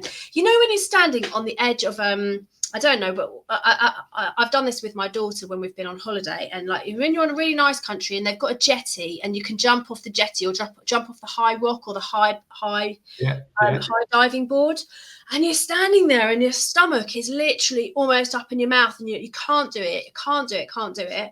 And eventually you do, if you're really brave enough, you will jump off and your stomach goes up into your mouth and like halfway down, you're like, what the hell have I done? But actually then you go, oh, I've done it once now, I can do it again. And then you can go back and do it again and again and again. And once you've done it a couple of times, there's no stomach in mouth or up in your throat. So it's just about actually, where do I find that opportunity? Try it once, try it a couple of times, and then see what happens. Yeah, I did. Still then fine. Yeah, no, I love that. And it's that, you don't know whether you can do it until you've actually done it often, and it's going through that journey. I did the orbit in the Olympic Park, which was really interesting because as I leaned over, and because it's just a bunch of pipes. Yeah, it's just all pipes, isn't it? Yeah. As you lean over, they said there's a little ledge that you've got to put your feet on before you start lowering yourself. I couldn't find the ledge, so I just literally flopped down. And then I couldn't stop spinning because I hadn't got my bearings right. So all the photos of me doing it, there's a viewing bit just below where it's just me rotating slowly, just all the way down. And the kids just couldn't like look at me seriously as everybody else was like, oh yeah, I'm having great. I just rotated slowly down as I went. But have you ever done a skydive? No. I think I'm going to get the abseil out of the way first, if I'm honest. We'll have to. But the interesting thing about the sky, and it's interesting because you're really reliant on somebody else in that relationship, because I did it tandem, so we did, and it was funny because they've got these benches down the end of every plane, and they'll just open the door, and I was about fourth in line, right? So they opened the door, and the scary bit wasn't being out of the plane. Actually, it was seeing somebody else fall out, and then knowing that you're going to do that, right? Yeah. So my instructor is pushing me along this little bench. I'm pushing back. I'm literally going, well, no, I don't. And he's like, and actually, they're really well trained to reassure you, knowing that you're going to go through that experience. And this guy was just brilliant because he was such a young guy. I think he was in his early 20s, but he'd done this 10 times a day for 6 years. So he had loads of experience at just helping people. And I don't know whether I'll do it again. I probably will, but because of that element of saying I've done it and I know it's possible, despite being quite scary, I think that's super important. And you made that point really eloquently. But like my skydive and having a guy who knows what he's talking about, having somebody to support you along the way is always really important. And I think that's community. That's community. Having that community of something that takes you along that journey or is walking that journey with you is really important. Yeah. But if and I want to sort of link this back to the coaching conversation, because what makes a good coach and client relationship? Because I'd imagine you don't want to work with everybody, right? You work with people who are aligned to the way, but you want an element of challenge, I'd imagine. You want an element, a coach who's prepared to challenge your thinking. So what's the right balance, and how do you find the right person to work with you? So I would always say ask for an experience of being coached by that individual. So I would actively encourage anyone that comes to me that hasn't been coached before, have an experience with me, but also try it with someone else, and see what the differences are, because we're all different. There's a few things in the So a coaching relationship is a partnership. Okay, so you co-create it together. There's what do you want out of the relationship, as the person that's paying for that particular service, but also what does the coach expect from you, and how are you going to co-create some of those agreements? So there's a mindset that you go in with, like, don't expect your coach to fix everything for you, because that's not their job. The work is in you. So if you're expecting someone to do if you expect someone to do the outside in thing, that's, then you will probably not feel that you've got the best out of the coaching a relationship as you could have got. The more you put in, the more you get out. So the more honest you are, the more open you are to being challenged.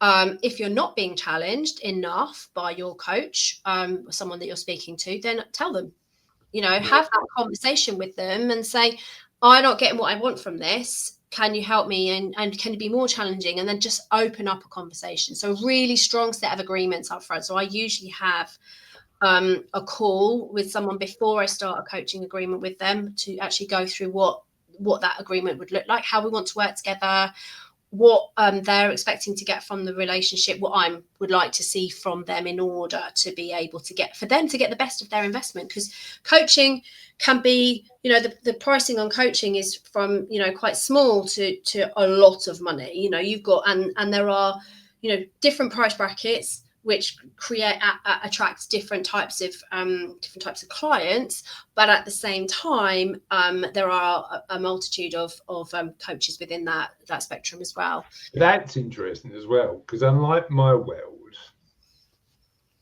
which is fairly heavily regulated, rightly so, in my opinion, because you want to make sure you're trusting somebody like me who works in partnership with you to help you live the life you want with the money you got. It should be regulated, because there's a deep relationship of trust there, and unfortunately it attracts certain individuals who don't share the right values to do this job, and that's unfortunate. But coaching's not like that, is it? And coaching can be a little bit, how do I know? You don't. And actually, ultimately, it's about, well, what do you want to get from the conversation, and are you getting what you need?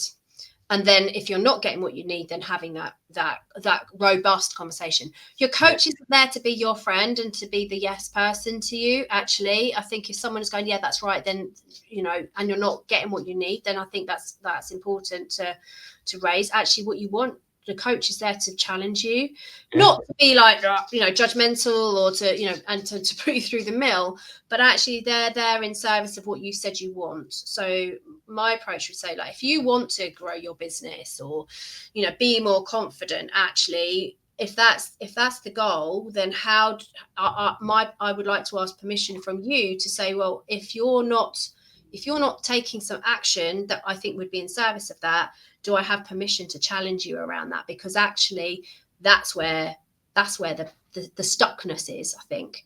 A coach that's bold enough to ask those difficult questions and have those difficult conversations is actually one that will help you move forward the most. Here's what I'm really curious about. Somebody said, no, I'm not happy you challenging me. Would you take them on? I think it would depend on what they're saying no to. I think if they were like openly closed, you get a sense from people. That's why I do. People get their first call with me is a 90-minute coaching experience, because I want to know how they're showing up in the space. Yeah. I want to know that they're prepared to open up, that they're coachable, that they're prepared to take the action. Because otherwise, they're just wasting their time and their money. And I could actually better serve someone that would be prepared to take the time, take the action, be the person that they want to be, as part of the conversation. I mean, the point you raised was really interesting, because it's that element of saying, actually, if the no is you don't want any challenge, it's probably not going to be the right experience for them. But really, there might be a bit of nuance, that there might be a sensitive subject they don't want to go into, and you've got, it's a difficult one, isn't it? I don't know the answer. That's why I asked the question. But I think there's a balance in there actually as well. So some topics will potentially be off limits, or they'll want them to be off limits. But actually my question often in that space would come up. The question for me would come up is, well, what's that space holding? What's in that space that you don't want to talk about? And where is that showing up elsewhere in your life, which is holding you back for the things that you really want to create for yourself? Such a great question. Fantastic. I absolutely love that. Now, I know you do sessions focusing on midlife madness. I consider midlife madness to be a 47-year-old who wants to play runouts, but that's not what you mean, is it? So tell me what midlife madness is in your world and how we beat it. I think midlife madness to me is getting to a point in life where you are not feeling fulfilled. There's something wrong, that you're out of alignment. You can't really necessarily put your finger on it.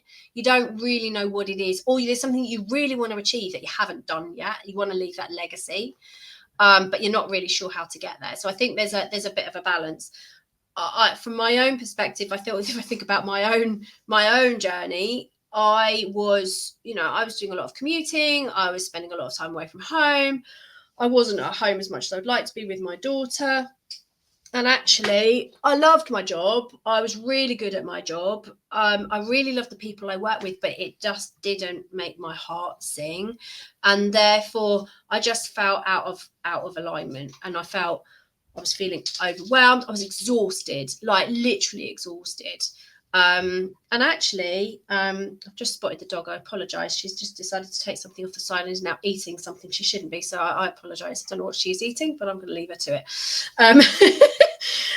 But for me, it's about then slowing down. So actually beating a midlife madness, I suppose you might want to call it, is actually just to slow down and to recalibrate, rethink, and just take some time out to stop. I spoke with someone a little while ago, and they were like, I know I'm not in the right job. I want to do something different, but I don't know what. And actually, I was like, well, okay, well, what do let's slow this right down and have a think about, well, how do I explore what those options are? Before jumping into a set of coaching sessions that says, right, let's find your purpose and do this and do that. And actually, that's not going to serve you. I think what you might want to think about is, well, where can I experiment with other things that might fulfill me? I know what I like, I know what I don't like. Well, how do I carve out time to explore some of that? And then let's have a check-in and go, well, what would work for you in terms of creating a plan to get to that space? So I think it's just about allowing people to stop. We think that we have to go, and people are just exhausted. And I had a really interesting conversation about 3 years ago now with a client of mine, and he used an analogy that I've heard a couple of times, but he just put it really powerfully when he said to me, everybody looks at me as successful, and I have climbed a ladder, but I've reached a point where I've reached the top of this particular building and realised I'm on the wrong one. So interesting. Why is midlife such a period where we start thinking about this sort of stuff? I think there's a maturity that comes with it. That there's a maturity in our brain almost. I think that's as it starts to grow and develop, or has changed and changes over time. I think that I don't know for sure. I don't know what the science is, but what I think that I see is that in my own head is that you've come through a phase of learning and experience, and you've got to a point where you're on the building, you're at the top of the building, and actually you turn around to have a look at where you've got to, and you go, I'm not sure I really want to be in this place. But I think that comes with experience and maturity, if I'm honest. And then there's a shift in balance of our priorities. So we've worked for a period of time, we might have children, we might even start having grandchildren at that point. Well, where's the focus? Do I want to spend all my time grafting, which a lot of people spend their life doing, or working towards something? And then actually they realize that that's not important. My health is more important. My kids are more important. My kids are leaving home, and suddenly there's a bit of a change in there. Our parents are aging and passing away. We might have a change in our friends. We get to an age where friends start to, big C starts to play a part in who we know, and that then shifts the thinking around. Well, actually, what's important is, nobody said, "I wish I'd worked more" on their gravestone. Bronnie Ware's book, isn't it? 5 Regrets of the Dying. I wished I would have been more authentic and lived a life that was close to, and it's all this. And this is why we're interested when we talk about what happens next. Work might play part of that mix, but it's about thinking about the right balance for you.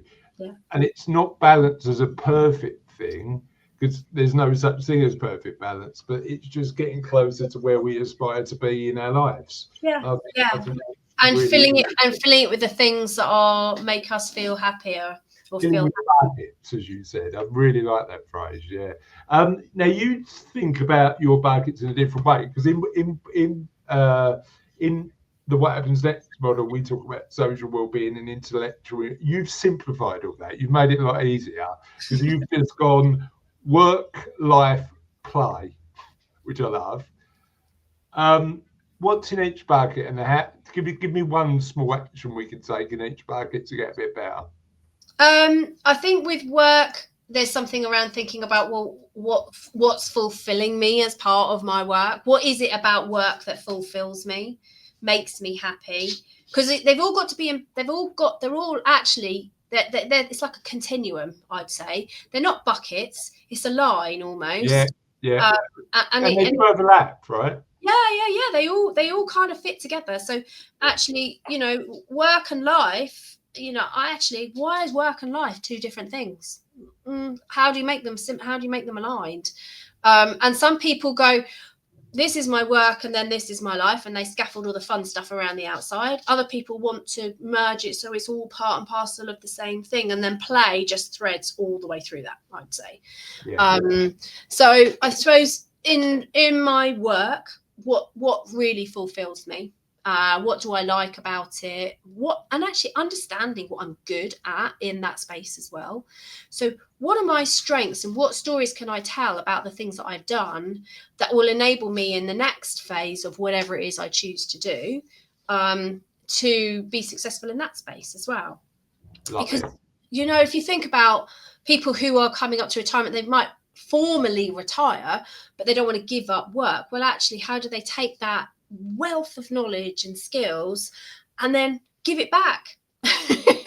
Really, that's what they're doing. And how do we take that gold and then disseminate that back down through the generations that are in business? And I look at the successful clients, the clients who have most successfully navigated that what happens next, and they're all busy doing something that shares their knowledge and experience with the next generation. So that might be being a mentor, that might be a non-executive directorship, that might be a trustee of a charity, that might be teaching, that might be anything in that space, or coaching. And that is good for our mental well-being as well. So giving back and being part of that community is part of mental health and mental well-being. Yeah. Doing things for other people, regardless of whether you don't get paid for it, it could be voluntary, it could be paid. Actually, it doesn't make any difference. But you're giving something back. That's important for mental health anyway. Did I tell you I wrote a book about kindness a couple of years ago? Did I tell you that story? Yes, did I tell you? Yeah, you have. Yeah. So I in the book I used a really weird phrase, and I don't know whether it was the right phrase to use, but I think kindness is really selfish, because actually the world benefits, but also you benefit from the experience of being kind. Yeah. And we know that, as you said, the chemicals that make us feel positive are boosted by kindness. There's a really good book I was talking about yesterday, actually, called Happy Money, and it talks about the relationship between spending money and what to do to make us happier. And one of the things is having experiences instead of buying stuff. Yeah. There's a bunch of stuff in there, but they did an experiment where they gave somebody a Starbucks voucher and said you can either buy yourself a Starbucks or give it away. And the individuals who gave it away were happier. Doesn't surprise me, because we give stuff. There is joy in giving. We're social animals, aren't we? We're evolved to do that. Although I had a really funny Starbucks experience when I had bought a homeless lady the other day. She was sitting outside Starbucks, and I said, "Look, I'm waiting for my friend, but can I buy you a coffee while I'm waiting?"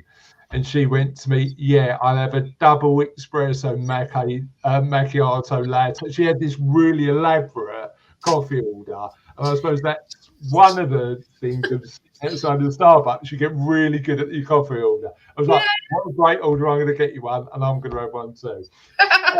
We talked about stories as we come to the end. We talked about stories. Tell me the story that best describes the work you do. There's quite a few, actually, I'd say. I think one of the stories I guess it's more lines, and I wrote a few down, actually, as I was preparing for this. I think one of the lines was, I've done more in 6 months than I've done in 12 years. And it's like he's done more growth in the business, taking on people, feeling happier, taking more action, being more proactive, more focused. So I think that's one of them. And then I had a quote from him. I feel I'm a nicer person to be around now that most of the negativity has gone. I am so much more optimistic. And I think that's knowing that person and where they came from to where they are now. That's just like a complete turnaround from someone who is feeling so unhappy and actually suddenly is approaching life with a completely different mindset. So it is about mindset. What else would I describe? I think I would describe the stories in terms of, I think when people are happy to share the successes that they've had in front of other people about me, that I'll go to somewhere and they'll go, "Oh, you should really talk to Catherine because she's really great. She did this for me. I didn't do it; they did it, but I helped them. I walked the journey with them. That's really powerful for me. So when I get that referral in public with other people, that's a really powerful thing to hear because they're happy to talk about what I've done with them." Yeah, no, I absolutely love that. Thank you for joining me today. Hopefully Thank you for having me. I've loved it. I love having conversations like this, and I'm really grateful that you've shared your expertise today. Where can people find out a little bit more about you? So you can find me on LinkedIn, and my name is spelled with no E in the middle, and there is a reason for that, and that is because my mum spelt it wrong on my birth certificate. I was meant to be a Catherine, not a Catherine. So I can be found on LinkedIn under Catherine Nicholas. My my website is heartandsoulcoaching.co.uk. You can find me on there and you can connect with me there. I'm on Facebook and I'm on Instagram, so you can search for Heart and Soul Coaching on there. So yeah, I'm in a couple of different places. So yeah, just come and find me. My contact details there. If anyone's interested, they can just book a call and have a conversation. I'm always up for a conversation. I love them. It's just part of life. And coaching is not something serious. I find that having fun whilst you're in a coaching relationship is actually the biggest thing. You know, we like to have a giggle as we go along the journey. And the other thing is as well is life should be about those enjoyable, pleasurable experiences, right? If we can make them, and I've got to have often really serious conversations, but if we can do it in a way that are joyful and friendly and full of laughter, I'd rather include that as part of the mix. But God, I couldn't be someone who's like really serious. There has to be, and that's why the relationship, when you create a relationship with a coach, it all comes down to the person that you're connecting with and how you've connected with them. And I think my piece of advice to anyone who's looking for a coach is to actually have a conversation with them and to spend time with them and go, it's okay, I don't want to work with you, and because that's fine. And actually, I'd like to work with you because this is you can usually feel it's an energetic thing. Again, goes back to that spirituality type stuff.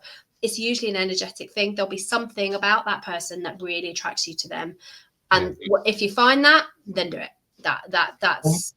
And we can agree there's no more fun than runouts or 40-50 or whatever the name of your one is, or 40-40 or apparently the guys in the office say we can't play that anymore. That's been banned. But if we're kind to each other, I think there's a version we can play. All right, good, yeah. Thank you for watching What Happens Next. I'm sure you've got loads out of today's conversation, and we'll see you next time on the show. Next up, we've got the brilliant David Reeve. Now, David has gone through a pretty volatile time over the last decade or so, having lost his life partner and having to rebuild both from a career perspective and from a life perspective in a pretty fundamental way. I really respected David's honesty about telling each story and actually being able to share insights that if you've gone through lots in your life, and at some point we will do, but if you've gone through lots in your life, the things that might help you build a life that works for you in the next chapter. Run the tape. Welcome back to What Happens Next, the channel dedicated to having nuanced, interesting conversations about the next chapter of our lives. If you're in your 50s, 60s, 70s or beyond, and you're thinking about making a positive change in your life, in whatever direction you want to take it, be that retirement or that exciting new chapter, you're probably in the right place. I mean, you can be the judge, but you're probably in the right place, because what we do at What Happens Next is interview experts, have conversations, and just explore some of those topics that probably aren't talked about when we talk about conventional retirement. Because in my life as a chartered financial planner, I'm really lucky that I get to support people with the financial side of understanding how much is enough and getting them to the point where they can live the life they want with the money they've got. But what I've realised after 20 years of working with clients is often the transition into that next chapter is often about a lot more than the money. And that's why I'm really pleased today to be introducing David. David, how are you today? I'm good, thank you. And thanks for having me. An absolute pleasure. Now, we were talking about before, we were talking about the fact that you're speaking to a lot of people like me at the minute about the work that you're doing. And I find it fascinating that often the response you're getting is sort of not my job, Gov. I will sit in my own little box and do this. Why do you think that is? God, that's a very good question. I think we're on the same page regarding holistic approach. Okay, so it's an easy conversation to have when you're talking to other financial advisors. I think you made the point when we were speaking earlier that certain people are put into a box. They've got a role. They're perhaps within a larger company. Yeah. Okay, and they can't veer outside of that. It's not allowed. Right? It's not part of their job description. So I think a huge percentage probably is that. I don't think. I think all professions. It's that old phrase, isn't it? If you've got a hammer, every problem is a nail. And it's that element of saying, well, what do I define myself? But what's interesting for me for that is, and we have conversations with clients about it all the time. That goes a lot to what do we view ourselves as in the world, because often that link to job is quite an important one, isn't it? You mean the identity, your identity? Yeah. Well, identity is a huge issue. I mean, particularly in everything that I do. So people have identities in their role, and we'll come to talk about it later. But as soon as you go into retirement, you almost definitely lose that identity. So, big thing, big subject. Yeah, and we'll definitely get to that, but we're jumping ahead of ourselves a tiny bit. So let's start with a little bit about what brings you here today. Tell us a little bit about you. Oh, okay, my story. I'm 66 now. I don't feel it, but I am. I spent 40 years-ish working in the financial markets in investment houses in the city.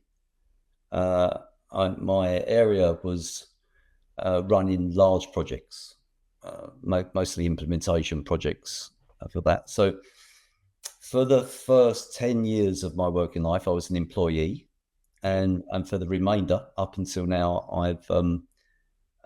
I started and ran various consultancy companies. So that's my kind of background. I mean, lucky enough to have worked pretty much all over the world, which was, great fun. And I've been doing coaching in one form or another for probably 10, 15 years. How did that journey start? Sorry? How did that coaching journey start for you? That journey started really with my own employees and consultants that I had, because I'm all about making life simple. Okay, and if you've got consultants out in the field and they're talking to clients, okay, they're the best salespeople, right? They're the best marketeers for your company. So it dawned on me very early that if you coach them, help your people, that it's great. It's a win-win-win all the way around, and that started that journey, and it continued through work I was doing, and eventually led to the work I'm doing with the Life Map. Love that. And tell me about what happens next moment, because it sounds like you were doing this work in the business, quite happily consulting. What was the big point where you said, I don't want to do that anymore, I want to do this? Yeah. Okay. So that's a huge milestone for me. So there are various milestones, Chris, in my life. They really started in my 40s. Okay. So I'm not sure if you've ever read a book called 20 Good Summers. Have you ever come across that? No. Tell me about that. Yeah, there's the author's a guy called Martin Hawes, Hawes. And what it's really about is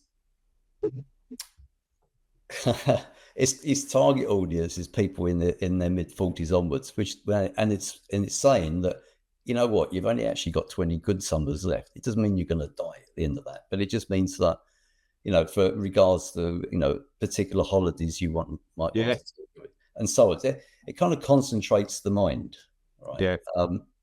It's a great book. It's worth a read. And that pretty much coincided for me. Again, I was in my sort of early to mid 40s, and my wife was diagnosed with cancer. And from that period on, for the next 10 years, it was pretty horrendous, I must say. It was just bad. Okay. And at the end of that, certainly one of the business implications I had, forget the family implications, but the business implications was that I effectively lost one of the businesses because I wasn't paying attention enough to it. So Sue died, unfortunately, and it's still kind of hard even now. But and I had to reinvent myself. I mean, I can talk about a little bit more of that later, but which I did, and it was a major milestone. It was a major kick in the backside for me, really. And as a consequence, I started up another consultancy business, and not straight away, but that was good. But I started it under a new rule set, which again I hope we get to talk about that.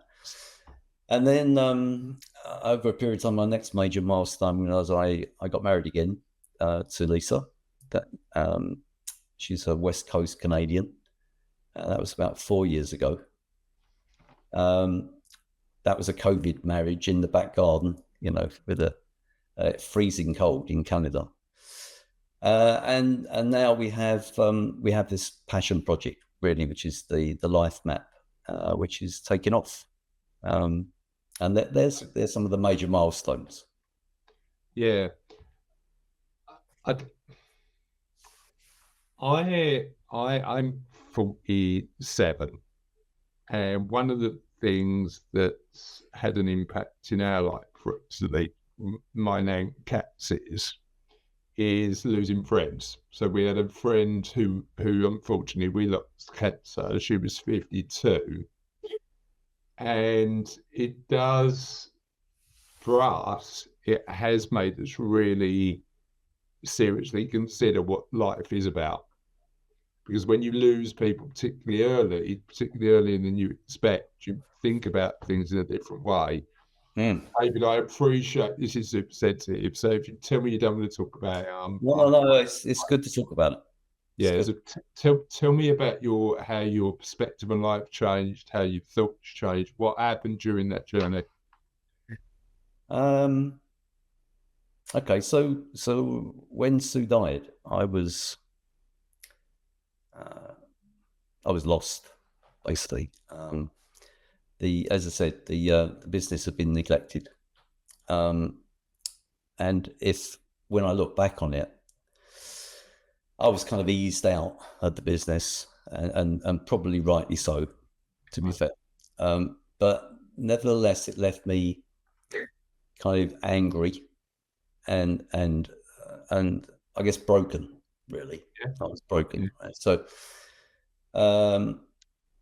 So I needed to start again, and yet I felt exhausted after the 10 years of holding everything together, you know, and it's and that is coping with family, and you know you're on the front line.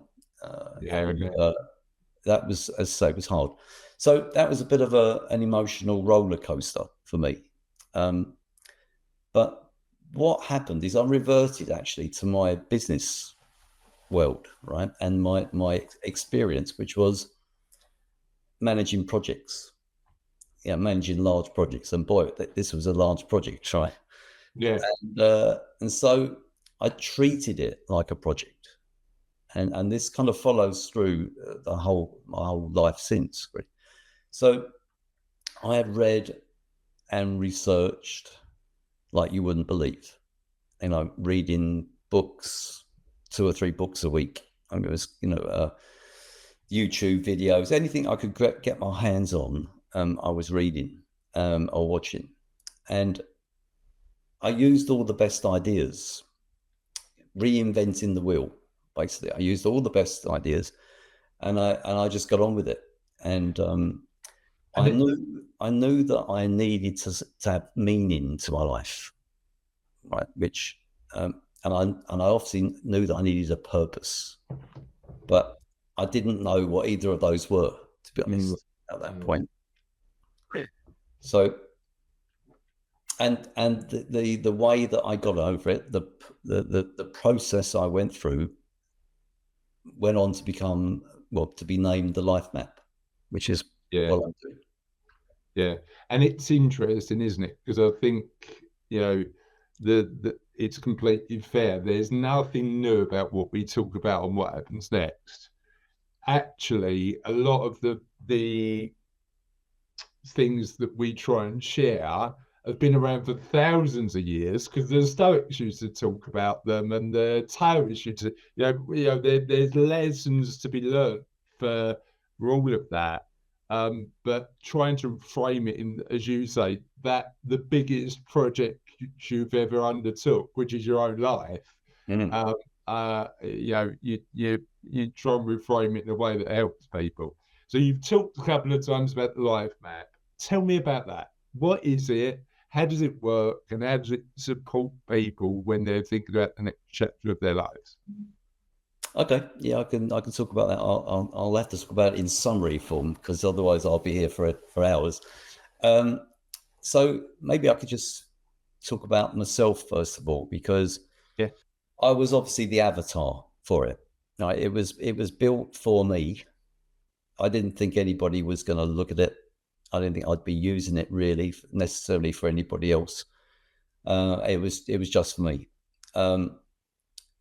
From a project point of view, I first of all put myself through a self-audit, and boy, that was hard, right? I realized that I was always in a rush. I was always planning for the future rather than today.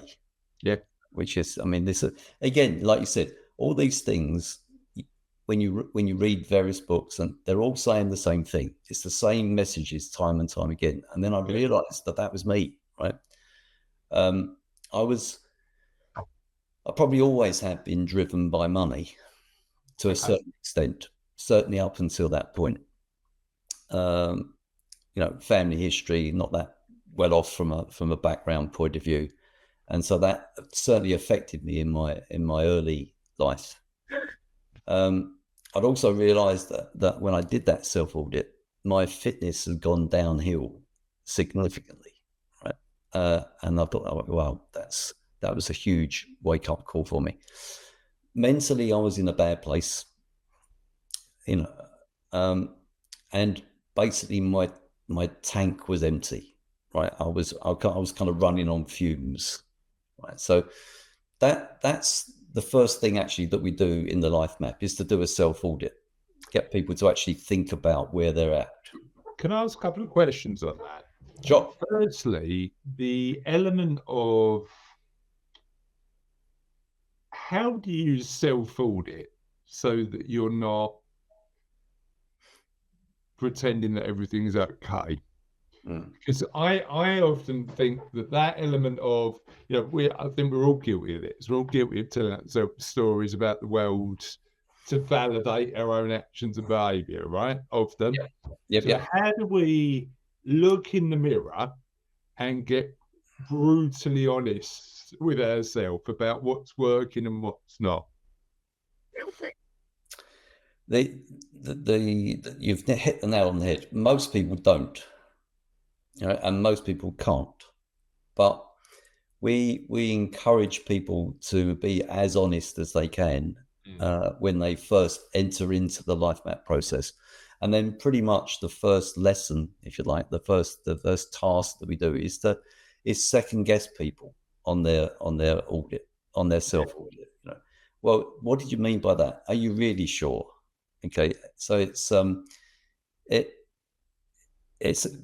amazing. So at the end of that self-audit, the difference between the version that somebody's filled in themselves and the version that we actually end up with, and we encourage all the way through the process for them to go back again and back again to their self-audit and amend and amend and amend. It's not until you peel away the layers of the onion, Yeah. you start to realize, well, actually, yeah, maybe I wasn't as truthful to myself as I should have been. And they go back and we say, don't just recognize it, go back and physically change it.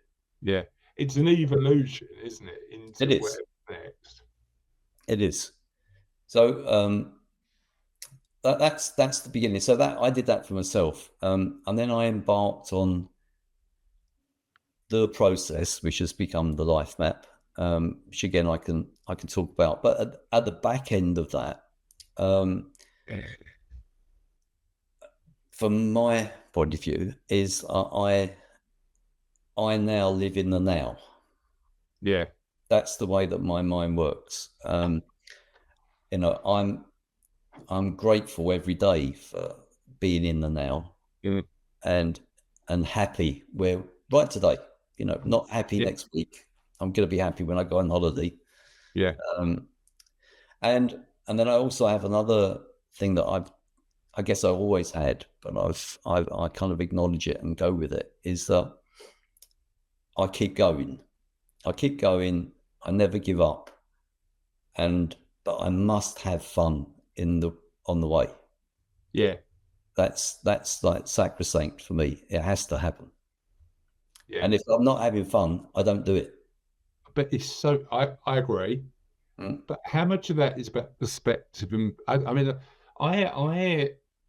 it's really interesting when you talk about that desire for success being only linked to financial wealth. Because I'm from a background where we certainly didn't have much. And I think you get to a point where you go, well, actually, that capitalist, individualist society version of success about accumulating as much as you can is a bit flawed in terms of the link between overall well-being and money. And that's an interesting conversation.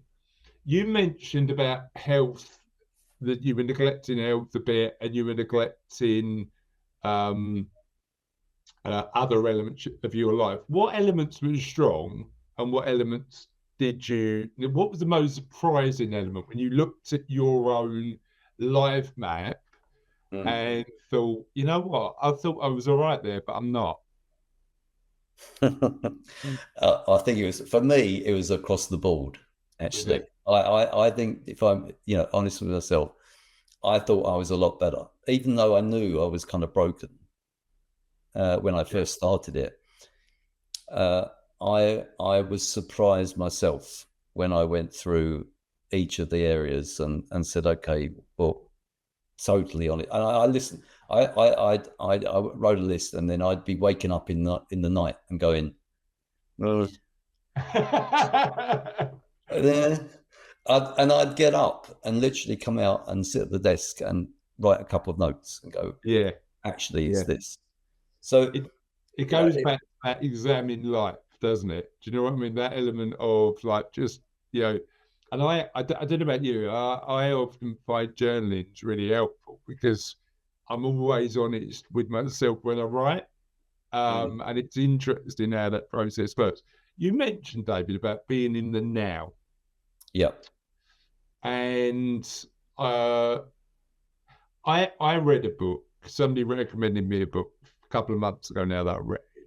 And interestingly, some of it I wasn't particularly aligned to, but the messages were really relevant. Because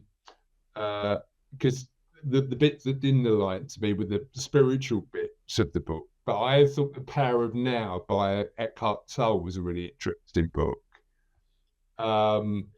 Because I think we're often guilty of, and I certainly am, of turning around and going, where do you want to get to as opposed to living in today. What are the 2 or 3 things that you'd suggest people think about when they're trying to live more today?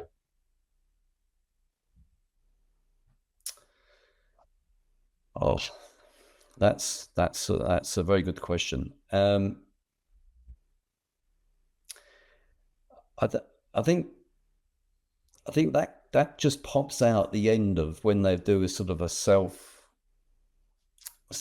audit. I was kind of looking at their own life, introspection, right? Yeah. That I think it's different for everybody. I don't think there's a one flavor, is for all. But for me, obviously, lots of my life has been driven by my late wife, and obviously not just the passing, but the illness over that 10 years. So my mindset is heavily influenced by that, and so when I was in project meetings or crisis meetings afterwards, in the workplace, and everyone was panicking around, this isn't going to work. It's not working now. It's not going to work next week. I ended up being the calm person in the room, and they would go, "Well, how comes you're not excited or annoyed, or where's the emotion?" I said, "Look, but as we're sitting here right now, right, has anybody died? Yeah. Right. Let's get some perspective on that." Yeah. And obviously the answer is no. Right. So all of these things that we think about and we think of as a huge problem. This is a huge area for conversation. This is probably something we could talk about for an hour on its own, I think. But there's no point. You're wasting energy if you're thinking anything outside of the right now. I think the interesting question that I love is, will it matter in 10 years' time? Will this stuff matter in the medium to long term? Now that the challenge you've got with that is sometimes that means that you're then future focused as opposed to focused in the now, but it does frame things with an element of perspective that helps me make those decisions.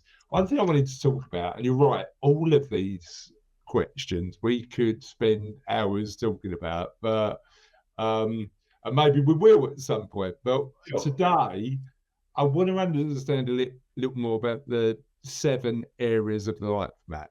So, in summary, what are the 7 areas, and what are the constituent parts in those areas that you ask people to reflect on? Okay. So in at the summary level, we find that there are 3 major kind of high level problems that people encounter. This is pre-retirement going into retirement. Yeah. The one that I think is probably the biggest one, although it's debatable, is identity loss. So people have identity loss definitively when they go from even with planning. I think sometimes this happens. The second one is overwhelming uncertainty. They just don't know, and sometimes don't want to know, Chris, what's going to happen, right? And then the third one is an obvious one, which is financial worry, and that's normally about, have they got enough? And the outcome that we obviously want, we all want, is renewed identity, a clear direction, and financial competence. They're the 3 things. So you mentioned the areas, we call them pillars. The pillars that hold up these 3 areas are areas of your life that I divided up. Again, this isn't new stuff, right? This is you can look at the Wheel of Life, or you can look at various other authors that have come, some of them hundreds of years ago, if not. But you know what? I mean, it's really interesting when I look at the live map model, because actually it almost perfectly aligns to the what happens next model. You know, we've got the Okay. same sort of stuff Same. but what's interesting is, yeah, and there's always fascinates me because we had a guest probably about a year and a bit ago on what happens next, who had we talked about some of the subjects, but because he was a fitness trainer, his starting point was health, and I completely get that, and I think there's a really valid argument to that perspective, purely and simply because if we haven't got our health, what have we got? Exactly. Yeah, but I think there's probably a lot more nuance to that, because often that if you've got the lack of identity, I mean, there's a great book on this called Atomic Habits that talks about forming habits and actually how we see ourselves can have an impact on the actions we take. Where do you start? I'd suggest it's with purpose and values. You'd particularly talk about identity. Ben, who's the guy, would talk about fitness. I think the point that I'd always make is just start. Yeah, there isn't a right place to start. No, you're right. I mean, that's the reality. But the way that I do it is or the way I did it, and the way I still do it, is breaking up into 7 areas. One of them happens to be physical health. Yeah. And so it's physical health, mind and emotion, personal relationships, career and business, personal finance, social, family, and fun, which is kind of linked into one. And then there's something that's either spiritual, and that's really encompassing beliefs and values for me. So that can be all wrapped up into into those 7. Your life can be divided by those 7 if you look at them. Yeah. And yeah, the physical health one, you're right. If you haven't got that, what have you got? All right. So it is important. And it's probably the easiest one that I use as well for explanation, because people can relate to it. So think of this like a giant spreadsheet. Okay. And the each of those 7 are the rows down the left hand side. So across the top you've got you can call them different things. Let's call them goals for ease of explanation.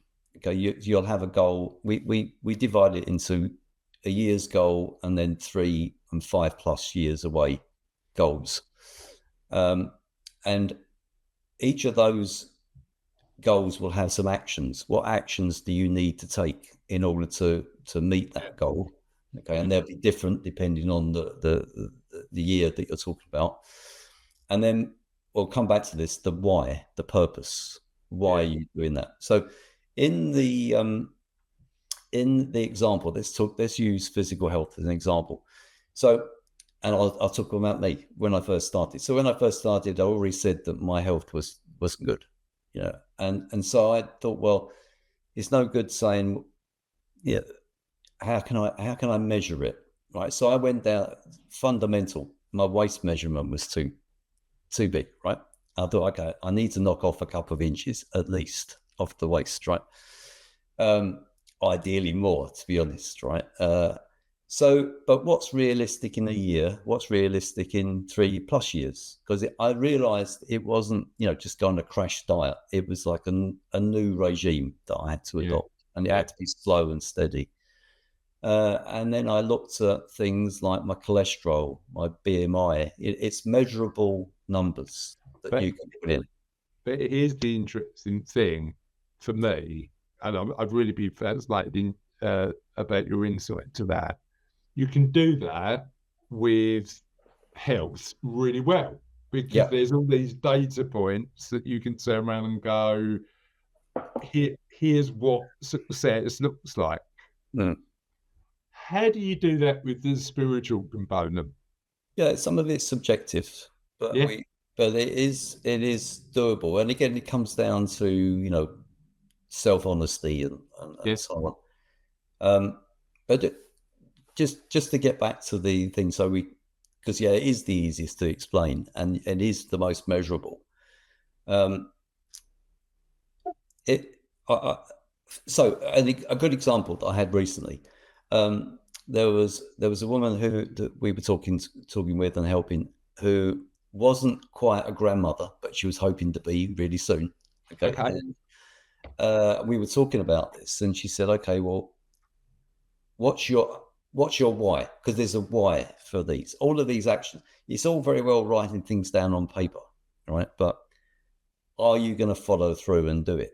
Yeah, right? Yeah. And so the why is so important. And we talked it through with her, and her why was, I need to get physically fit. I need to be more flexible. I'm going to be a grandmother, right? It's kind of pending, it's almost happening. Yeah. And I want to be able to get down on the floor, play with grandkids, and most importantly, I want to be able to get up again, right? Yeah. She was in her sort of early 70s, actually. We were having this conversation with her. And that was the powerful why that got her off to the yoga class. And it helped. So we for each of the 7 areas, we follow exactly the same process. Yeah. And we have a why for each of the 7. You are right, though. When you get down to the some of the more softer elements, spiritual beliefs and whatever, it's more subjective whether you've achieved that. But what I have for myself is I have my life map on my laptop, and I look at it every day. So that gives me accountability, right? And I look at it, I go, well, hold on, Dave, you need to pull your finger out here, right? Yeah, well, I had a really, because the spiritual element is one we talk quite a lot about what happens next. But for somebody who doesn't, I'm not religious, I really struggled with how that spiritual element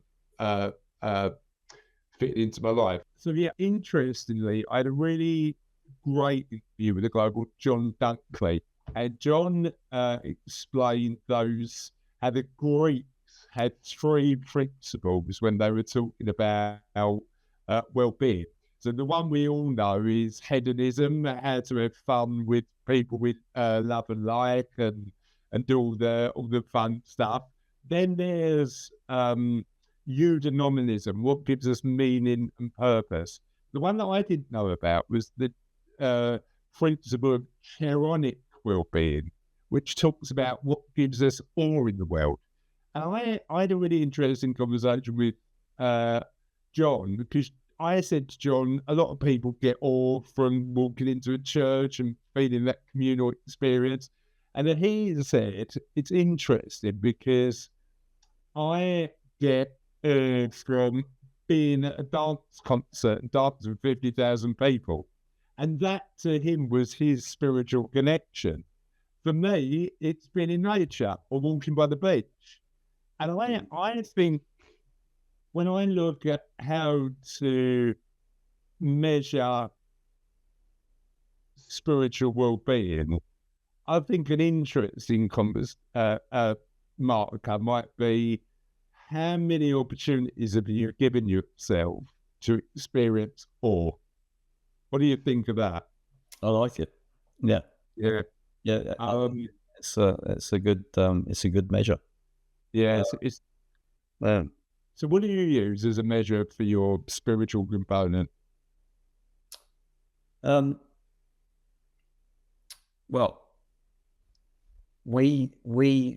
I don't.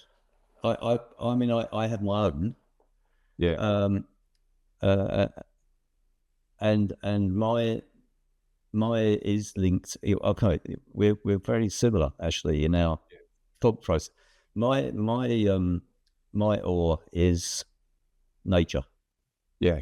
Right. And I continue to be in awe of, through various experiences, that you have.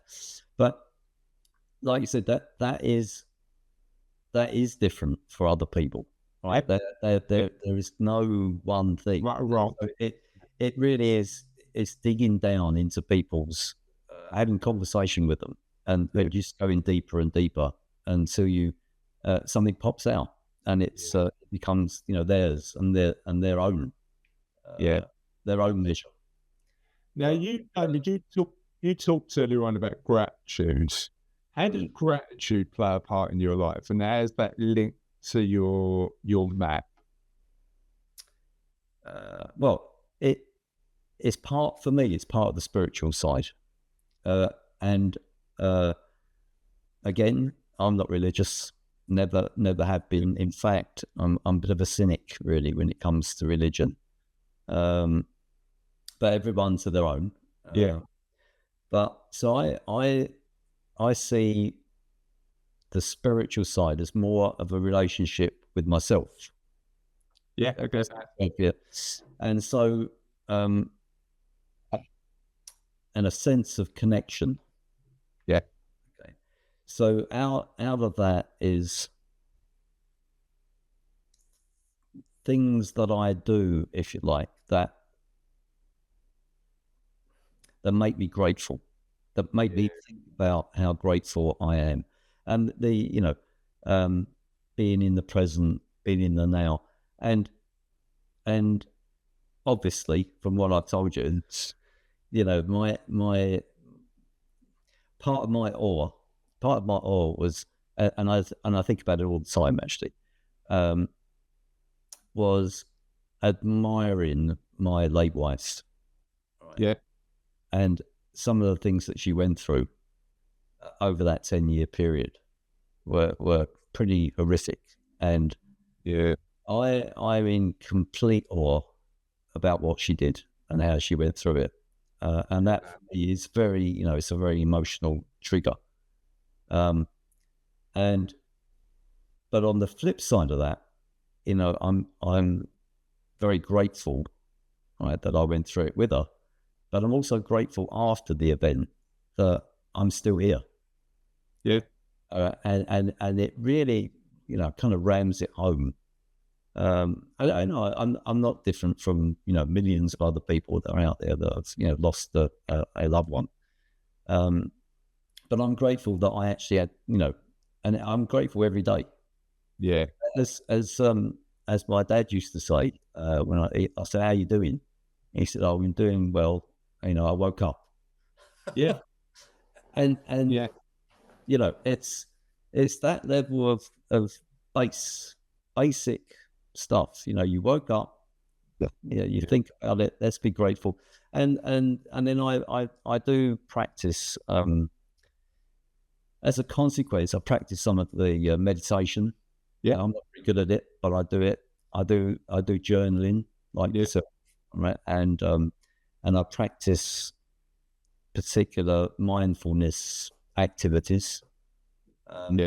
That a little tip for this one, I've been doing it recently, and working up, is actually sitting in silence for 30 minutes. Yeah. It's not meditation. It's just sitting in silence without thinking about anything. Yeah. To be fair, I'm only up to about 20 minutes, right? And I'm working on it. It's not something you can do straight away, because thoughts come in and you have to let them. Yeah, I had a really interesting conversation with client. Yes, then we were talking about fitness. We were talking about health. We're both into keeping fit and active and stuff like that. And I'm guilty, David, of distracting myself too much. And Alan, who was a client who came in yesterday, said, "No, I jump on the bike, or I go for a run, or I hit the gym, never wear headphones." And for him, that opportunity to reflect is really interesting. I remember having a conversation with a client a couple of years ago who'd been to a silent retreat, and it was like 3 days of just nothing. And he'd turn around and go, that I think I'd find really tough.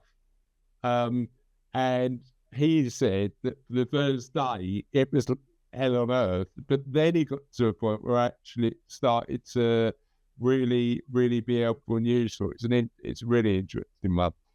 One of the things I really love about your website, and I'd recommend if you're watching this, you check out David's work on the Live Map website. We'll give that plug in the comments below, but we'll talk about it a bit later, is books.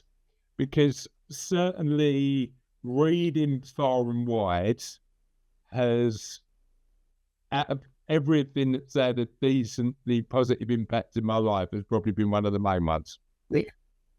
Tell me about your love of books. Yeah. I've read so many, Chris. And there's probably a dozen that stick with me, and that I'll go back and read again. I'm not one of these people who can watch a film twice. All right, I just, my wife now, Lisa, she can watch a film 20 times. Right, I can't do that. I've watched it.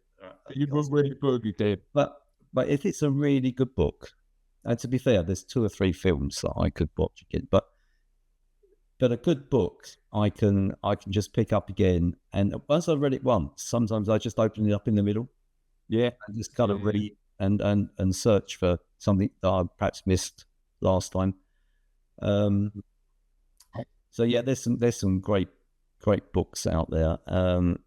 What are some of the 12 that really had a positive impact on your life?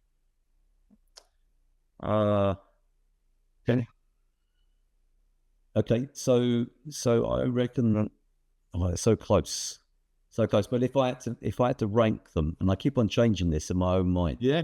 But today, as I sit here, there's a book by Dean Graziosi, which I'm sure you know, called Millionaire Success Habits. Now, I particularly like that. It's not about the money. It's about everything else. It's and again, as we spoke about, it's not. It's actually based on lots of other thoughts and previous authors that came before it. But Napoleon Hill, Tony Robbins, that sort of caliber. But the book makes you think about your life at any stage of life. Actually, it's something that people can read at any age, and it covers the things that are important now. Lots of mindset things, which I find really interesting, and how you can change your mindset for the benefit of yourself and for others. Yeah. And ultimately, it's about happiness, kindness, fulfillment. It's definitely not about wealth. He has a quote in there. I think it's his, which really hit home for me. No matter what anyone has told you in the past, you're entitled to and can possess fulfillment, joy, and abundance in all areas of your life. I love that. I thought that keeps on coming back to me. I keep on having to look it up and make sure I'm using the right words. But that was that's a book that I can just keep on going back to time and time again. Number 2, sound like a disc jockey coming in, is and this is another book that I keep on picking up. Tools of Titans. Yeah, Tim Ferriss. Tim Ferriss. I love some of the things that are in there. If anybody hasn't read it, I'd definitely recommend that one. It's as you know, it's based on his podcast series. Yeah. Maybe an idea for you, Chris, for writing a book on that. So it's like, I don't think in Canada they call it Cole's Notes. It's like a summary of all the conversations and everything that he's learned and the tips. And I love Tim Ferriss's because he does really nuanced, interesting deep dives into so many different subjects. It's incredible. It's brilliant. And what's number 3? Well, just before we move on to 3, the thing that one of the things that made a huge impact on me, and it links back to the spiritual side actually, is some of the common things that he found with all the interviews that he did. And one of the common things was that more than 80% of the interviewees had some form of daily mindfulness. Yeah, interesting. And that was one of the things, to be honest, that got me into it. Yeah. And I thought, well, if it's good enough for those 80%, these are like superstar people in their fields. What do they know that I don't? So that was one of the drivers for me. The third one, I'm not sure you would have read, and it's a book called Spaceman. Okay. By Mike Massimino. Okay, tell me about that. So Mike Massimino is an astronaut. He wrote the book about his background, his training. It's just an incredible journey that he went on. He actually ended up, he came from a blue collar background. Okay, not the sort of typical, fighter jet pilot. Yeah. Idea. Right. I always wanted to be. I think it was he was watching the moon landing, right? He either wanted to be an astronaut or Superman or something or whatever. Was it Spider-Man? Decided that astronaut was probably a better choice, and made it from that point on. He was going to be an astronaut, and it was well, you don't have to be interested in space to enjoy this. It was kind of inspirational, really, about everything he went through. He wasn't the brightest. He was clever, but he wasn't the brightest. And he kept on going on and on and on, and overcame humongous obstacles, even to the point where he got into his late into his astronaut training, and they have to have medicals they go through. And he was going to be going up on the Hubble, engineering the Hubble telescope. And they said, "Oh, really sorry, you're out. You flunked it. You're out of the medical because you've got the wrong shaped eyeballs." You're joking. He was like eclipsable. Yeah. And so they said, you wouldn't work when we're in space and whatever. And he begged them and said, "Look, I'll fix it." And they said, "You can't fix it." He begged them, and they said, "Okay, we'll give you a year." And he went off and he changed the shape of his eyeballs. How? Alternative therapy, things that are not normal. Science issues. He went off and went alternative, and he literally done these exercises that changed. So that for me was very inspirational and a lesson to never give up. If your vision's out there, what you want, carry on moving incrementally forward. Right? It's interesting. One of my favourite books is a book by an astronaut, a Canadian guy called Chris Daems, and it goes back to that.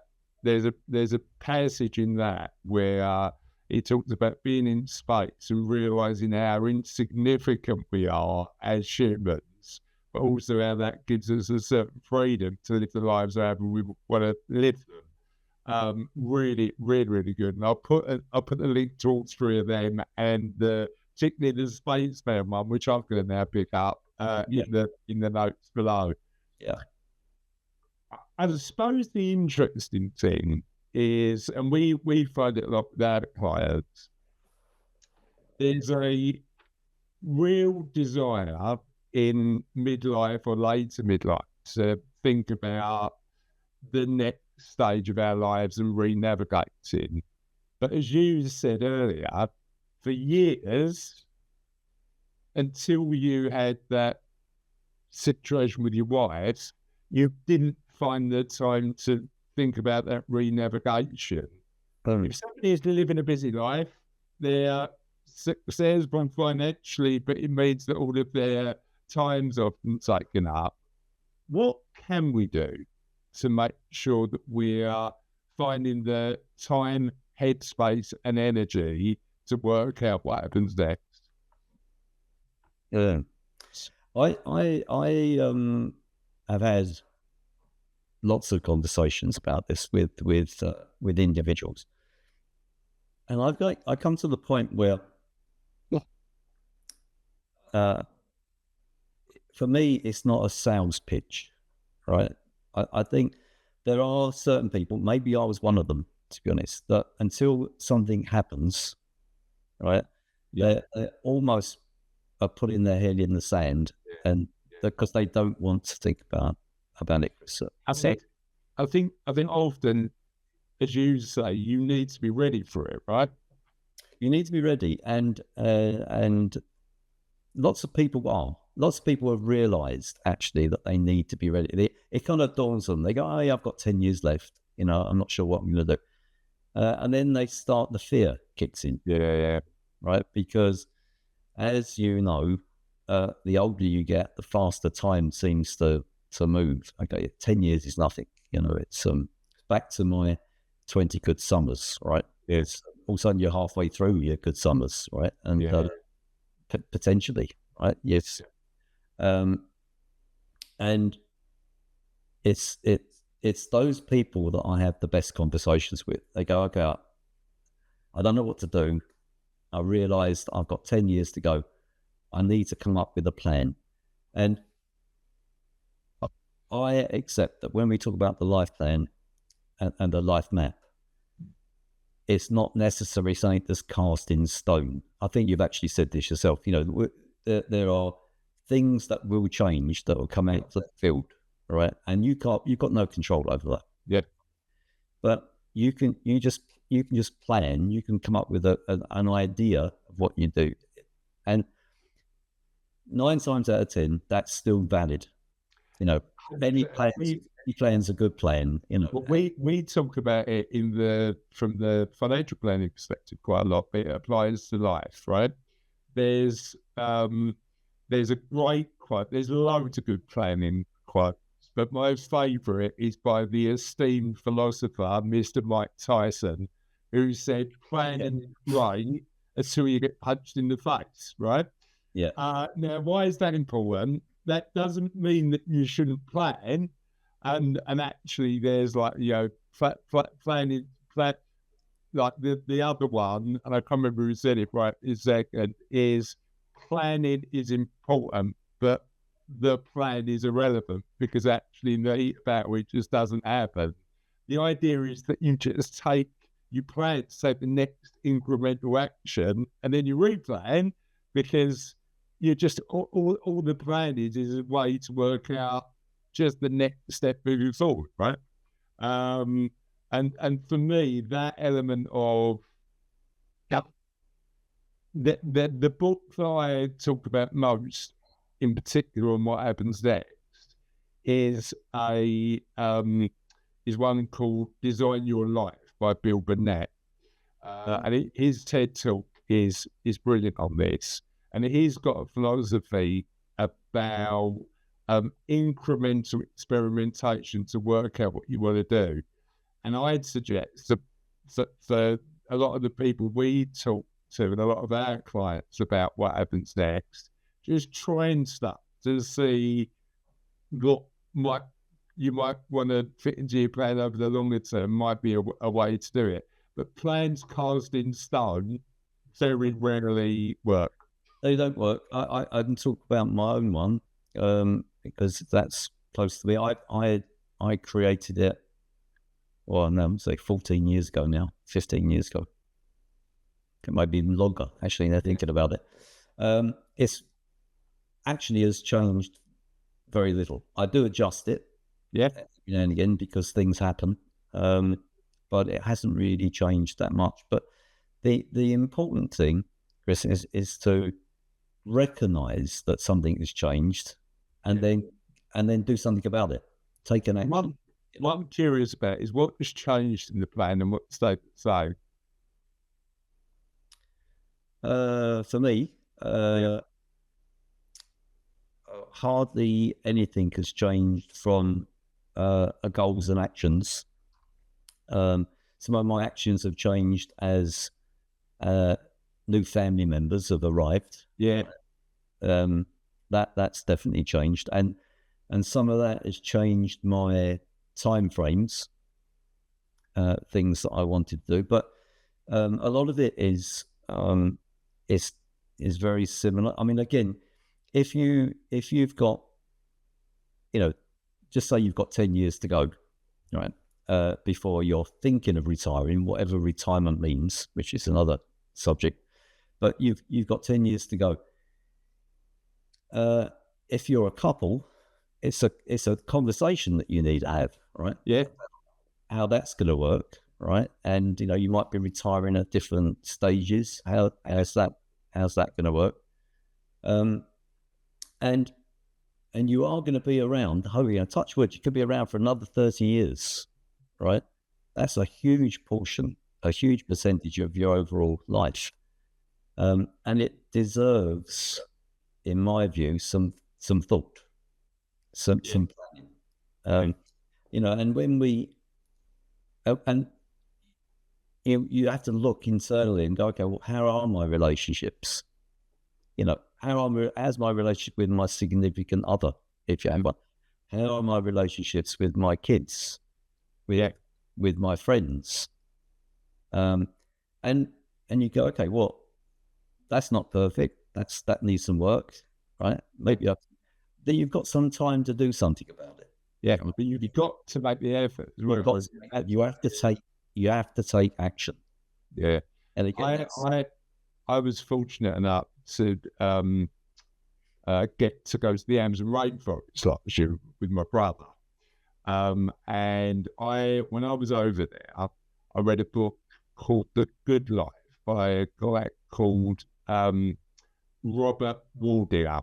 Robert Waldinger is one of the doctors. Interestingly, talks very eloquently about the power of now, and what the Buddhists believe about that particular subject. But he is the professor behind the Harvard happiness study, the 80-year study of sort of literally they went back and interviewed people for 80 years about what success in life meant and happiness.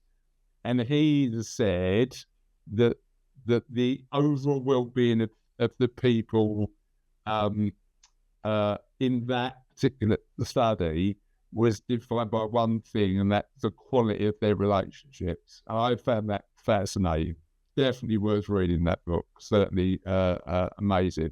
And I'd suggest that probably more nuanced than that, but the fact that those people throughout that period of time, not how much money you had or what you did, but actually how much you invested in the time, effort, and energy with people you love and like is fascinating.